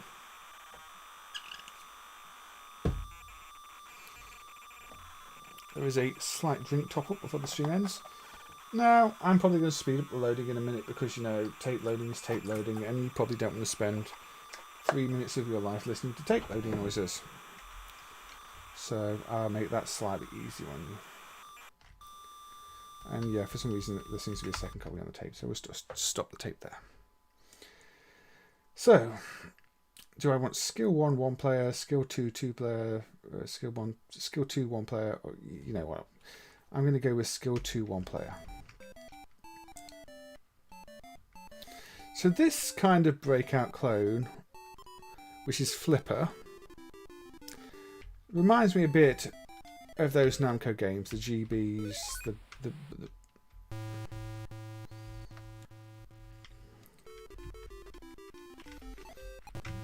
Okay, I'm not doing very well here. Okay, what have I done wrong here? I didn't fail like this earlier. Let's go skill 1. Now I have control of both of them, and they're both white, which means I can use them. Yeah, this is also in the ColecoVision soft list, but I just wanted to run it on a different machine because I thought it'd be more interesting to do so. But yeah, there's a nice little water effect going on at the bottom. There's turtles, there's islands, there's things to kill. So it's one of those breakout games with multiple elements. And no, I don't understand what the mechanic was where the second thing was red there and I couldn't use any collisions on it. There's probably something I don't understand with that.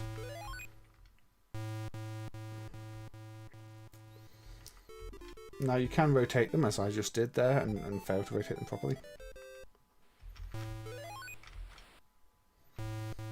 And you see the wall there isn't actually a solid wall, so you have to hit the ball. I swear I did much better on this earlier.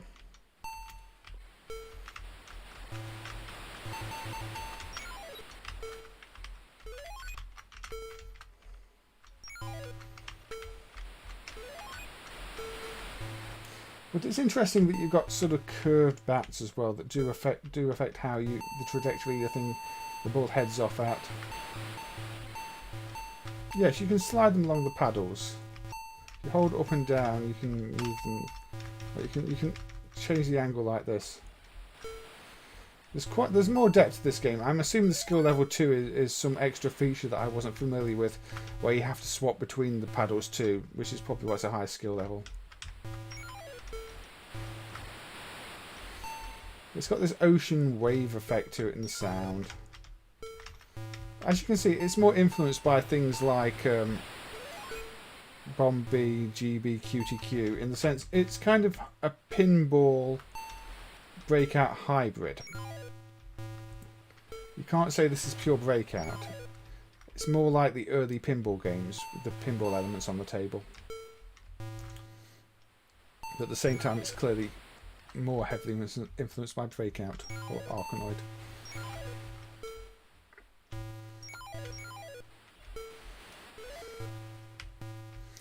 Yeah, this is what I look for in these games as well, is twists on the themes.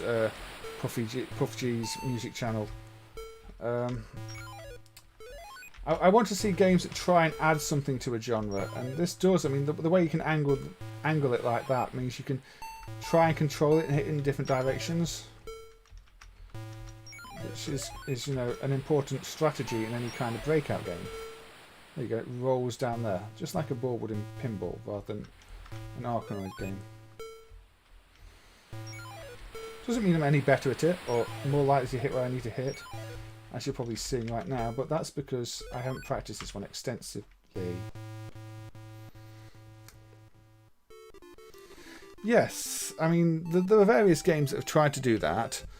I've looked at Omega before, the Neon System game, and that lets you just control the ball the whole time. You know, if you hold down the fire button, you can control the ball.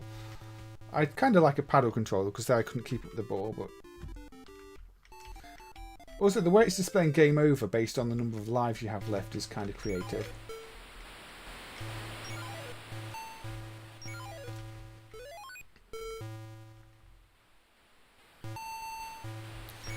I will always jinx myself.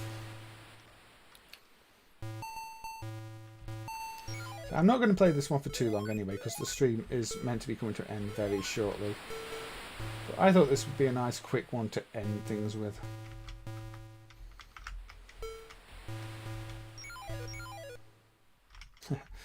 In that case, I should have rotated it back, shouldn't I? And that is game over. So you've had like 6 minutes of this one, and now the tide comes in and washes everything away, which is actually a really nice effect. I do like the way they've done that for the game over effect. Yeah, it's a clever life counter. It's a creative life counter, and I do enjoy it. And again, this is one I might play on a future stream. I might just load the ColecoVision in future because it's quicker to load. But anyway, that is that.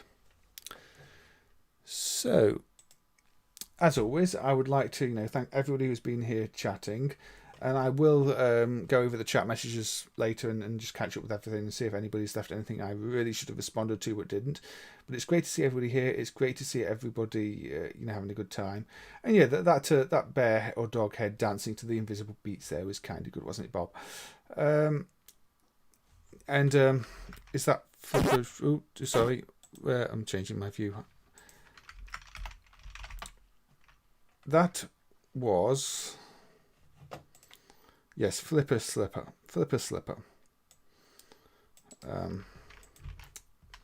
That was the set name, and it's in the cassette list. The Ogre. I know the little prompts in the bottom corner help you, and I know there've been like 3 games today that haven't displayed them because I had to launch them with the extra names on the command line, and I apologise for that. It seems to be a flaw in how MAME exposes the name and the way the script works. There is no two streams. Unfortunately, my focus was on the OBS window and I pressed up, which changes me to the intro from the big video. So yes, unfortunately, Bob, there is no new stream. There is just the end of this stream.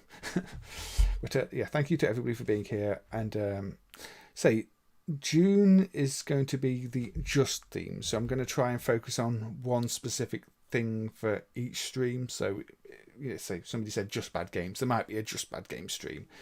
There might be a just one more credit stream, which is the addictive games. There might be a just Sega stream, which is Sega things. Just Mega Drive stream, just X68K stream. We'll see how it goes. I mean, I seem to start off these things fairly late in the month, maybe about halfway, because I spend the first half of the month planning them. But we'll see how it goes. So yes, thank you to everybody. Thank you, the Ogre, Charles, Aussie Guy, Bob, Kwon, the Klingon name, Puff G's Music Channel, Andrea, Costado, R09, lots of people, Mick, lots and lots of people. Bob, of course. Did I say Bob? Who's Bob? Definitely Bob. And yes, happy International Final Lap Day, everybody. I didn't play Final Lap, but anyway, thank you to everybody. I can't go over all the names. There are far too many names, but thank you to everybody. It's much appreciated. It always is. So, good night.